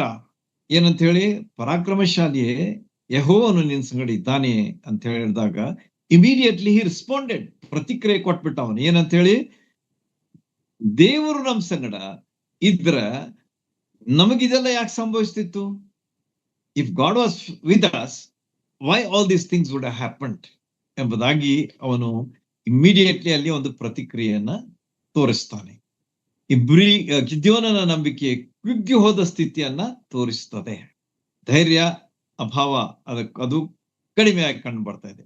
ದ್ರಾಕ್ಷಿವನದಲ್ಲಿ ಗೋಧಿ ಒನೆಯುತ್ತಿದ್ದದ್ದು ನಮ್ಗೆ ತಿಳಿದು ಬರ್ತದೆ. ಹೀಗೆ ಒಬ್ಬನು ನಂಬಿಕೆಯಲ್ಲಿ ಬಲಹೀನನಾದ್ರೂ ಸಹ ಯೆಹೋವನು ಅಂಥವನನ್ನು ಆರಿಸಿಕೊಂಡು ಹೆಚ್ಚಾದ ಪ್ರೋತ್ಸಾಹ ಕೊಟ್ಟು ಅವನನ್ನ ಸಿದ್ಧ ಮಾಡಿ ಅವನನ್ನ ಒಬ್ಬ ಇಸ್ರಾಯೇಲರ ನಾಯಕನನ್ನಾಗಿ ತಯಾರಿಸ್ತಾನೆ ಅಥವಾ ಸಿದ್ಧಪಡಿಸ್ತಾನೆ ಎಂಬಂತ ವಿಚಾರವನ್ನ ನಾವು ಇಲ್ಲಿ ನಮ್ಮ ಕಣ್ಣ ಮುಂದೆ ಇಟ್ಕೊಂಡು ನಮ್ಮ ಅಭ್ಯಾಸವನ್ನ ನಾವು ಮುಂದರಿಸೋಣ. ಇಲ್ಲಿ ನಮಗೆ ಒಂದು ವಿಚಾರ ನಾನು ಅಭ್ಯಾಸ ಮಾಡ್ತಿರುವಾಗ ಬಂತು. ಅದೇನಂತಂದ್ರೆ, ದೇವರು ಏನಾಗಿದ್ದಾನೆ ಇಲ್ಲಿ ಈ ಗಿದ್ಯೋನನು ದೇವ್ರ ವಿಷಯವಾಗಿ ಹೇಳ್ತಾ ಇದ್ದಾನೆ. ಏನಂತ ಹೇಳಿ, ದೇವ್ರು ನಮ್ ಸಂಗಡ ಇದ್ರೆ ಇದೆಲ್ಲ ಯಾಕಾಗ್ತಿತ್ತು ಎನ್ನುವಂತ ಒಂದು ಮಾತನ್ನ ಆತನು ಹೇಳುವಾಗ, ತಮ್ಮ ಜನರ ಸ್ಥಿತಿಯನ್ನ ಗಿದ್ಯೋನನು ವಿಚಾರ ಮಾಡಲಿಲ್ಲ. He never thought about the condition, the fallen condition of his people. ತನ್ನ ಕುಲದವರು, 12 ಕುಲದವರು, 13 ಕುಲದವರು, ಇವರೆಲ್ಲ ಏನಾಗ್ಬೇಕಾಗಿತ್ತು? ಪಶ್ಚಾತ್ತಾಪಪಟ್ಟು ದೇವ್ರ ಬಳಿಗೆ ಬಂದಿದ್ರೆ ದೇವರು ಅವ್ರ ಸಂಗಡ ಇದ್ದು ಅದ್ಭುತಗಳನ್ನ ಮಾಡ್ತಾ ಇದ್ದ ಎಂಬುದನ್ನ ಅವನು ತಿಳ್ಕೊಳ್ಬೇಕಾಗಿತ್ತು. ಅದರ ಬದಲಾಗಿ ಅವನು ದೇವರನ್ನೇ ಆತನು ಪ್ರಶ್ನಿಸ್ತಾ ಇದ್ದಾನೆ. ಏನಂತ ಹೇಳಿ, ನೀನು ನಮ್ ಸಂಗಡ ಇದ್ರೆ ಇದೆಲ್ಲ ಯಾಕೆ ಆಗ್ತಿತ್ತು? ನೀನು ಇಲ್ಲ ಅಂತ ಹೇಳಿ ನಮ್ಗ ಆಗ್ತಾ ಇಲ್ಲ. ಆದ್ರೆ ನೀನೇನ್ ಹೇಳ್ತಾ ಇದ್ದಿ? ದೇವರು ನಿನ್ ಸಂಗಡ ಇದ್ದಾನೆ ಎಂಬುದಾಗಿ ಹೇಳ್ತಾ ಇದ್ದಿ. ಆದ ಕಾರಣ ನಮ್ಮ ಜೀವನದಲ್ಲಿ ನಾವು ಯಾವಾಗಲೂ ನಮ್ಮನ್ನ ನಾವು ಪರೀಕ್ಷೆ ಮಾಡ್ಕೊಳ್ಬೇಕು. V should always test our self first. ಆಮೇಲೆ ದೇವರಿಗೆ ನಾವು ಮೊರೆ ಇಡಬೇಕು. ದೇವರಿಗೆ ನಾವು ದೂರ ಹೇಳಬಾರ್ದು ಅಂತ. We should never point finger to god.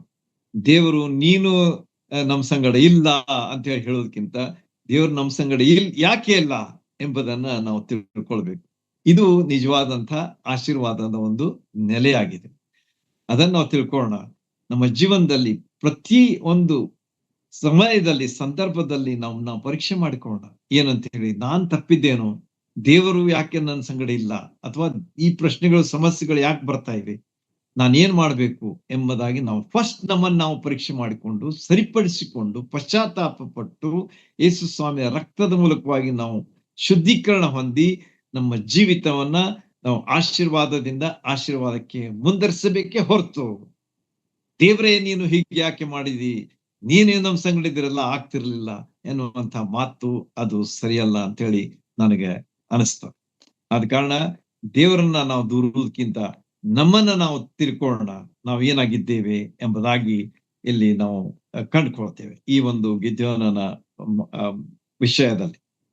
ಮುಂದೆ ಅಲ್ಲಿ ಏನಾಗ್ತದೆ ಅಂತಂದ್ರೆ ಮುಂದೆ ನಾವು ನೋಡುವಾಗ ಒಬ್ಬ ವ್ಯಕ್ತಿಯಲ್ಲಿ 13ನೇ ವರ್ಷದಲ್ಲಿ ನಾವು ನೋಡುವಾಗ, ನಾನು ಸ್ವಲ್ಪ ಫಾಸ್ಟ್ ಹೋಗ್ತೇನೆ ಯಾಕಂದ್ರೆ ಸಮಯ ದಾಟ್ತಾ ಇದೆ. ಗಿದ್ಯೋನನು 13ನೇ ವರ್ಷಕ್ಕೆ ನಾವು ಬರೋಣ ನೇರವಾಗಿ.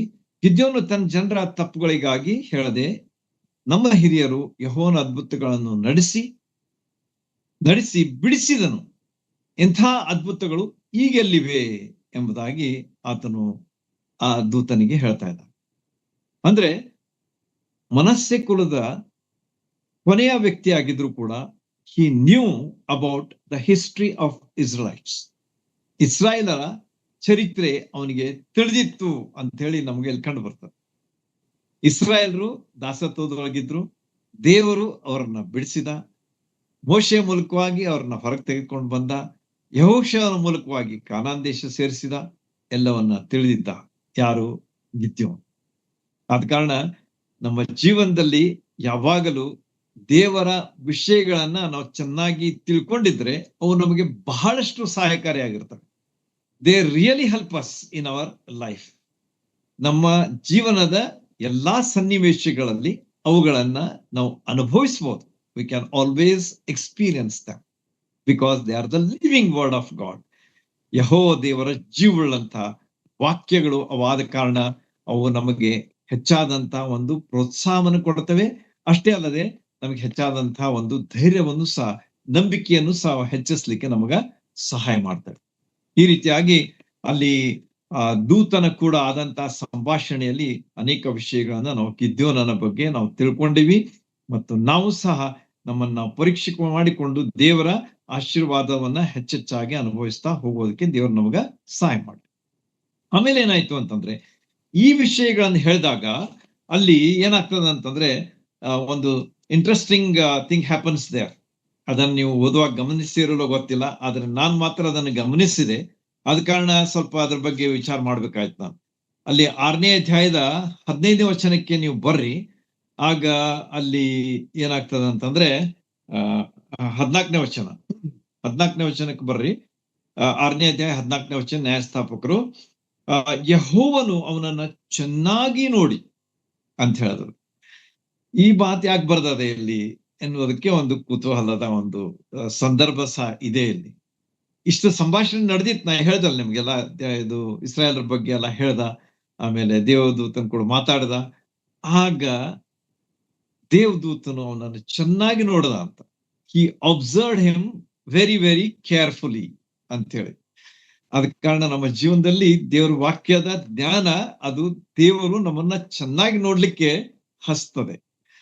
ಇಲ್ದಿದ್ರೆ I don't think you would have seen ಇಷ್ಟು ಒಳ್ಳೆಯ ಒಂದು ಪ್ರತಿಕ್ರಿಯೆಯನ್ನ ಆತನ ದೇವರ ವಾಕ್ಯದ ಮೂಲಕವಾಗಿ, ಇಸ್ರಾಯೇಲರ ಚರಿತ್ರೆಯ ಮೂಲಕವಾಗಿ ಅಲ್ಲಿ ತೋರಿಸಿಕೊಟ್ಟ. ಆಗ ದೇವರು ಅವನನ್ನು ಚೆನ್ನಾಗಿ ನೋಡಿದ. ಆಮೇಲೆ next step also was taken by the angel of god ಅಂತ ಹೇಳಿ ನಮಗ ಅಲ್ಲಿ ತಿಳಿದು ಬರ್ತದೆ. ಈ ರೀತಿಯಾಗಿ ಅವನನ್ನ ಚೆನ್ನಾಗಿ ನೋಡಿ ಅವನಿಗೇನ್ ಹೇಳ್ತಾನಂತಂದ್ರೆ ಅವನಿಗೆ ಹೇಳ್ತಾನೆ, ನೋಡ್ರಿ, ಹೋಗು, ಚೆನ್ನಾಗಿ ನೋಡಿ, ನಾನು ನಿನ್ನನ್ನು ಕಳುಹಿಸುತ್ತೇನೆ, ಹೋಗು, ಈ ನಿನ್ನ ಬಲದಿಂದ ಇಸ್ರಾಯೇಲರನ್ನು ಮಿದ್ಯಾನರಿಂದ ಬಿಡಿಸು ಎಂದು ಹೇಳಿದನು. ನೋಡ್ರಿ, ಚೆನ್ನಾಗಿ ನೋಡಿದ ಕೂಡಲೇ ದೇವರು ಅವನಿಗೆ ಒಂದು ಚೆನ್ನಾಗಿದ್ದಂತ ಕೆಲಸನೇ ಕೊಟ್ಬಿಟ್ಟ. He gave him the best of the job that Gideon maybe he needed it also ಅಂತ ಅನಿಸ್ತದ. ಯಾಕಂದ್ರೆ ಅವನಿಗೆ ಹೇಳ್ತಾನೆ ಏನಂತ ಹೇಳಿ, ನೋಡ್ರಿ, ಈ ನಿನ್ನ ಬಲದಿಂದ ಇಸ್ರಾಯೇಲರನ್ನು ಮಿದ್ಯಾನರಿಂದ ಬಿಡಿಸುವಂತ ಕೆಲಸ ನೀನು ಮಾಡು. ನಿನ್ನ ಜನರು ಕೂಗಿ ಬರೆ ಇಡ್ತಾ ಇದ್ದಾರೆ ನನಗ, ನೀನು ಅವ್ರನ್ನ ಬಿಡಿಸುವಂತ ಕೆಲಸ ಮಾಡು ಅಂತ ಹೇಳಿ ದೇವರು ಆ ಗಿದ್ಯೋನನಿಗೆ ಕೊಟ್ಟಂತ ಒಂದು ದೊಡ್ಡ ಒಂದು ಹುದ್ದೆ ಅನ್ರಿ, ಅಥವಾ ಒಂದು ದೊಡ್ಡ ಆಶೀರ್ವಾದ ಅನ್ರಿ, ಅಥವಾ ದೊಡ್ಡ ಕೆಲಸ ಅನ್ರಿ, ಅದು ಅವನಿಗೆ ಸಿಕ್ತು ಅಂತ ಹೇಳಿ ನಮ್ಗೆ ಇಲ್ಲಿ ತಿಳಿದು ಬರ್ತದೆ. ಆದ ಕಾರಣ ದ ವರ್ಡ್ ಆಫ್ ಗಾಡ್ ಯಾವಾಗ ಅದು ನಮ್ಮಲ್ಲಿ ರಿಚ್ಲಿ ನಾವು ಹೇಳ್ತಿರ್ತೇನೆ ನಿಮ್ಗೆ ಕೊಲೊಸ್ಸೆ 3:16 ಸತ್ಯ ಕ್ರಿಸ್ತನ ವಾಕ್ಯವು ನಿಮ್ಮಲ್ಲಿ ಆ ಬಹಳ ಸಮೃದ್ಧವಾಗಿ ವಾಸಿಸ್ಲಿ ಅಂತ ಹೇಳ್ತಾನೆ. Let the word of God dwell in you richly ಅಂತ ಹೇಳಿ. So be rich in God's word, that will fetch lot of blessings in your life. ಬಹಳಷ್ಟು ಆಶೀರ್ವಾದಗಳನ್ನು ನಿಮಗೆ ತಂದು ಕೊಡ್ತವೆ. ಹೀಗೆ ಇಲ್ಲಿ ನಾನು ಮತ್ತೆ ಅದನ್ನು ನೋಡ್ತಾ ಇರುವಾಗ ಈ ನಿಂದ ಬಲದಿಂದ ಅಂತ ಹೇಳ್ತಾನೆ. ಸ್ವಲ್ಪ ನಾವು ಎಚ್ಚರವಾಗಿರ್ಬೇಕು. ನೀವು ಅದನ್ನ ಹಿಂಗ್ ಇಂಟರ್ಪ್ರಿಟ್ ಮಾಡ್ಬೇಡ್ರಿ. ಈ ಗಿದ್ಯೋನನಿಗೆ ದೇವ್ರು ಏನ್ ಹೇಳ್ದ ಅಂತಂದ್ರೆ, ನಿನ್ನ ಬಲದಿಂದ ನೀನು ಇಸ್ರಾಯೇಲರಿಗೆ ಜಯ ತಂದ್ಕೊಡು ಅಂತ ಹೇಳಿ ಹೇಳ್ದ ಅಂತೇಳಿ. ಹಂಗ ಇಂಟರ್ಪ್ರಿಟ್ ಮಾಡ್ಬೇಡ್ರಿ. That is not the right interpretation. ಅದರ ಅರ್ಥ ಏನಿದೆ ಅಂತಂದ್ರೆ, ಈ ನಿನ್ನ ಬಲ, ಆ ಬಲ ಯಾರಾಗಿದ್ರು? ಯೆಹೋವನು ಅವನ ಬಲ ಆಗಿದ್ದ. ನಾನು ನಿನ್ ಕೂಡಿದ್ದೇನೆ, ನಾನು ನಿನ್ನ ಬಲ ಆಗಿದ್ದೇನೆ, ಆದ ಕಾರಣ ನನ್ನ ಬಲದಿಂದ ನೀನು ಜಯವನ್ನ ಸಾಧಿಸು ಎಂಬುದಾಗಿ ದೇವರು ಅವನಿಗೆ ಅಲ್ಲಿ ಹೇಳ್ತಾ ಇರುವುದನ್ನ ನಾವು ನೆನಪಿಟ್ಕೊಳ್ಳೋಣ. Let's not be proud in our own capabilities or not our own wisdom, understanding, our own riches, our jobs, whatever it is. ಅವೇನೂ ಅಲ್ಲ ದೇವ್ರ ಮುಂದೆ, ನಥಿಂಗ್. ಅವಕ್ಕೇನೋ ಒಂದು ಬೆಲೆ ಇಲ್ಲ.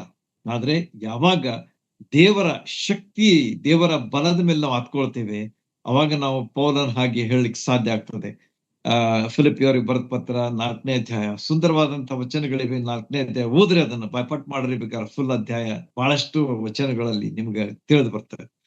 I can do all things through Christ who strengthens me. ನನ್ನನ್ನು ಬಲಪಡಿಸುವಾತನ ಇದ್ದುಕೊಂಡು ಎಲ್ಲಾ ಕೆಲಸಗಳನ್ನ ಮಾಡ್ಲಿಕ್ಕೆ ನಾನು ಶಕ್ತನಾಗಿದ್ದೇನೆ. ನೋಡ್ರಿ, ಎಷ್ಟು ಸುಂದರವಾದ ರೀತಿಯಲ್ಲಿ ಪೌಲನು ಬರೀತಾನೆ, ತನ್ನ ಅನುಭವವನ್ನು ಬರೀತಾನೆ. ಆತನ ಏನ್ ಹೇಳ್ತಾನಂತಂದ್ರೆ, ನನ್ನನ್ನು ಬಲಪಡಿಸುವ ಆತನಲ್ಲಿ ಇದ್ದುಕೊಂಡು ಎಲ್ಲಾ ಕಾರ್ಯಗಳನ್ನು ಮಾಡ್ಲಿಕ್ಕೆ ನಾನು ಶಕ್ತನಾಗಿದ್ದೇನೆ. ನಾನು ಮಾಡೋದಿಲ್ಲ, ಆದ್ರೆ ನನ್ನನ್ನು ಬಲಪಡಿಸುವ ಆತನಲ್ಲಿ ಇದ್ದುಕೊಂಡು ನಾನು ಮಾಡ್ಲಿಕ್ಕೆ ಶಕ್ತನಾಗಿದ್ದೇನೆ. What a blessing it is to have the power of God in us. ದೇವರು ನಮ್ ಕೂಡ ಇದ್ದಾನೆ, ಆತನು ಅದನ್ನ ಮಾಡ್ತಾನೆ. ಮತ್ತು ಇಲ್ಲಿ ಆತನು ಹೇಳ್ತಾನೆ ಗಿದ್ಯೋನಿಗೆ ಏನಂತ ಹೇಳಿ, ನೀನು ಹೋಗು, ಇಸ್ರಾಯೇಲರ ಮೇಲೆ ಜಯವನ್ನ ಸಾಧಿಸುವಿ ಅಂತ ಹೇಳ್ತಾನೆ. ಆದ ಕಾರಣ ಈ ಅಂತ ಹೇಳುವಾಗ ಅದು ದೇವರ ಶಕ್ತಿ ಅಂತ ಹೇಳಿ ನಾವು ತಿಳ್ಕೊಂಡು ಆತನ ಬಲದ ಮೇಲೆ ಹತ್ಕೊಂಡು ಹೋಗ್ಬೇಕು. ಒಂದೆರಡು ವರ್ಷ ಹೇಳಿ ಮುಗಿಸ್ತೇನೆ. ಈ ಕೆಲಸಕ್ಕೆ ನಾನು ಅರ್ಹನಲ್ಲ ಅಂತ ಹೇಳ್ತಾನೆ. ಮುಂದೆ ಅದು ಓದ್ಲಿಕ್ಕೆ ಸಮಯ ಇಲ್ಲ, ಆದ ಕಾರಣ ನೀವು ನೋಡ್ರಿ ಅಲ್ಲಿ ಮುಂದಿನ ವಚನಗಳಲ್ಲಿ, ಇದಕ್ಕೆ ನಾನು ಅರ್ಹನಲ್ಲ ಅಂತ ಹೇಳ್ತಾನೆ. ಅಲ್ಪ ನಂಬಿಕೆಯ ವಿಷಯ ಇಲ್ಲಿ ಗಿದ್ಯೋನಿಗೆ ಕಂಡು ಬರ್ತದೆ. ಆದ್ರೆ ಅಷ್ಟಕ್ಕೆ ದೇವರು ಬಿಡದೆ, ಕೋಪಗೊಳ್ಳದೆ, ನೀನು ನನ್ನ ಹೇಳಿದ ಅಂಶಗಳೇ ಈ ಕೆಲಸಕ್ಕೆ ಅರ್ಹ ವ್ಯಕ್ತಿಯನ್ನಾಗಿ ಮಾಡಿವೆ. You have become qualified because of the things that you have told about me. ನಾನು ಇಸ್ರಾಯೇಲರ ಜೀವನದಲ್ಲಿ ಏನು ಮಾಡಿದೆ ಎಂಬುದನ್ನ ನೀನು ಹೇಳಿದ್ದೆಲ್ಲ, ಅವೇ ನಿನ್ನ ಅರ್ಹತೆಗೆ ಕಾರಣವಾಗಿವೆ. They have become your qualification ಅಂತ ಹೇಳಿ ದೇವರು ಅವನಿಗೆ ಧೈರ್ಯ ಕೊಡ್ತಾನೆ. ನಾನು ನಿನ್ನ ಸಂಗಡ ಇರ್ತೇನೆ ಅಂತ ಹೇಳ್ತಾನೆ. ನೀನು ವಿದ್ಯಾರ್ಥಿಗಳನ್ನು ಒಬ್ಬ ಮನುಷ್ಯನನ್ನೋ ಎಂಬಂತೆ ಸಂಹರಿಸಿ ಬಿಡುವಿ ಎಂಬುದಾಗಿ ಹೇಳ್ತಾನೆ. ತಾಳ್ಮೆಯಿಂದ ನಿನ್ನ ಶಕ್ತಿ ಕಡಿಮೆ ಆಗಿರ್ಬೋದು, ಆದ್ರೆ ನಾನು ನಿನ್ನ ಜೊತೆಯಲ್ಲಿರುತ್ತೇನೆ ಎಂಬ ವಾಗ್ದಾನ ಮಾಡ್ತೇನೆ ಎಂಬುದಾಗಿ ದೇವರು ಗಿದ್ಯೋನನಿಗೆ ಹೇಳಿದ್ದನ್ನ ಇಲ್ಲಿ ನಾವು ನೆನಪಿಟ್ಕೊಳ್ಳೋಣ. Very very encouraging thought that we can always enjoy. ಮೊದಲೇ ಕೊರಿಂಥ 12:10 ನಾವು ನೋಡುವಾಗ ಪೌಲನಿಗೂ ಸಹ ಹೇಳ್ತಾನೆ, ದೇವ್ರೆ ನನ್ನ ಕೃಪೆ ನಿನಗೆ ಸಾಕು, ಬಲಹೀನತೆಯಲ್ಲಿ ಬಲವು ಪೂರ್ಣ ಸಾಧಕವಾಗಿರುತ್ತದೆ ಅಂತ ಹೇಳಿ. ನೀನು ಬಲಹೀನು, ನಾನು ಅಲ್ಪನು, ನಾನು ಸಣ್ಣವನು, ನನ್ನ ಕುಟುಂಬದಲ್ಲಿ ಕನಿಷ್ಠನು ಅಂತ ಹೇಳಿ ನೀನು ಹೇಳ್ತಿದ್ಯಾ, ಆದ್ರೆ ನಾನ್ ನಿನ್ ಸಂಗಡ ಇರ್ತೇನೆ. ಅವಾಗೆಲ್ಲ ಬದಲಾಗ್ತದೆ. ಆಗ ನೀನು ನನ್ನ ಶಕ್ತಿಯಿಂದ ಅದ್ಭುತಗಳನ್ನ ಮಾಡ್ಲಿಕ್ಕೆ ಸಾಧ್ಯವಾಗ್ತದೆ ಅಂತ. ಇಬ್ರಿಯರ 11ನೇ ಅಧ್ಯಾಯ 34ನೇ ವಚನಕ್ಕೆ ನೀವು ಹೋಗುವಾಗ ಅಲ್ಲಿ ನಂಬಿಕೆಯ ವೀರರ ಪಟ್ಟಿಯಲ್ಲಿ ಗಿದ್ಯೋನನ ಹೆಸರು ಕಾಣ್ತದೆ ನಮಗೆ.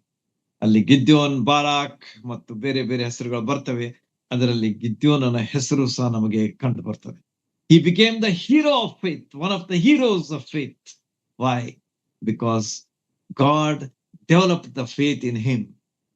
ಅಲ್ಪ ನಂಬಿಕೆ ಎಂದಂಥ ಗಿದ್ಯೋನನ ಜೀವನದಲ್ಲಿ ದೇವರು ಅವನನ್ನ ಹುರಿದುಂಬಿಸಿ, ಅವನಿಗೆ ತನ್ನ ವಾಗ್ದಾನಗಳನ್ನ ಕೊಟ್ಟು, ಅವನನ್ನ ಬಲಪಡಿಸಿ, ಒಬ್ಬ ಶಕ್ತಿಶಾಲಿಯಾದಂಥ, ಒಬ್ಬ ವೀರನಾದಂಥ, ಜಯವೀರನಾದಂಥ ಒಬ್ಬ ವ್ಯಕ್ತಿಯನ್ನಾಗಿ ಅಲ್ಲಿ ಮಾಡಿದ್ದನ್ನ ನಾವು ನೋಡುವಾಗ ದೇವರು ಎಷ್ಟು ಅದ್ಭುತನಾಗಿದ್ದಾನೆ ಎಂಬುದು ನಮಗೆ ಇಲ್ಲಿ ಕಂಡು ಬರ್ತದೆ. ಈ ರೀತಿಯಾಗಿ ಇಬ್ರಿಯ 11:34 ಗಿದ್ಯೋನ ಹೆಸರು ಮುದ್ರಿಸಲ್ಪಟ್ಟಿದೆ. ಕಾರಣ ಅವನ ನಂಬಿಕೆ ಅದು ಸ್ವಲ್ಪ ಇದ್ರೂ ಕೂಡ ಅದು ಬೆಳೆದು ಬೆಳೆದು ದೊಡ್ಡದಾಗಿ ದೇವರ ಶಕ್ತಿಯಿಂದ ವೈರಿಗಳ ಮೇಲೆ ಜಯ ತಂದು ಕೊಟ್ಟಿತು ಎಂಬುದಾಗಿ ನಮಗ ಇಲ್ಲಿ ಕಂಡು ಬರ್ತದೆ. ಈ ರೀತಿಯಾಗಿ ಒಬ್ಬ ಅಂಜುಬುರ್ಕ ಇದ್ದ ಯಾರು? ಗಿದ್ಯೋನ. ಆದರೆ ಯೆಹೋವನ ಮೇಲೆ ನಂಬಿಕೆ ಇಟ್ಟು ಯೆಹೋವನ ಬಲವನ್ನ ಹೊಂದಿ ಆತನೊಬ್ಬ ವಿಜಯಶಾಲಿ ಆದನು ಅಂತ ಹೇಳಿ ನಾವು ಅವನ ಜೀವನದಲ್ಲಿ ಕಂಡುಕೊಂಡಿದ್ದೇವೆ. ಹೀಗಿರುವಾಗ ನಾವು ನಮ್ಮ ಕರ್ತನಾದ ಯೇಸು ಕ್ರಿಸ್ತರ ಮೇಲಿನ ಭರವಸೆಯಿಂದ ಈ ಲೋಕದಲ್ಲಿ ವಿಜಯಶಾಲಿಗಳಾಗಿ ಆತನ ಗೌರವ ಘನತೆ ಮಾನ ಮಹಿಮೆಗಾಗಿ ಜೀವಿಸ್ಲಿಕ್ಕೆ ದೇವರು ನಮ್ಮೆಲ್ಲರಿಗೆ ತನ್ನ ಸಹಾಯ ಮಾಡಲಿ. ದೇವರ ನಾಮಕ್ಕೆ ಸ್ತೋತ್ರ.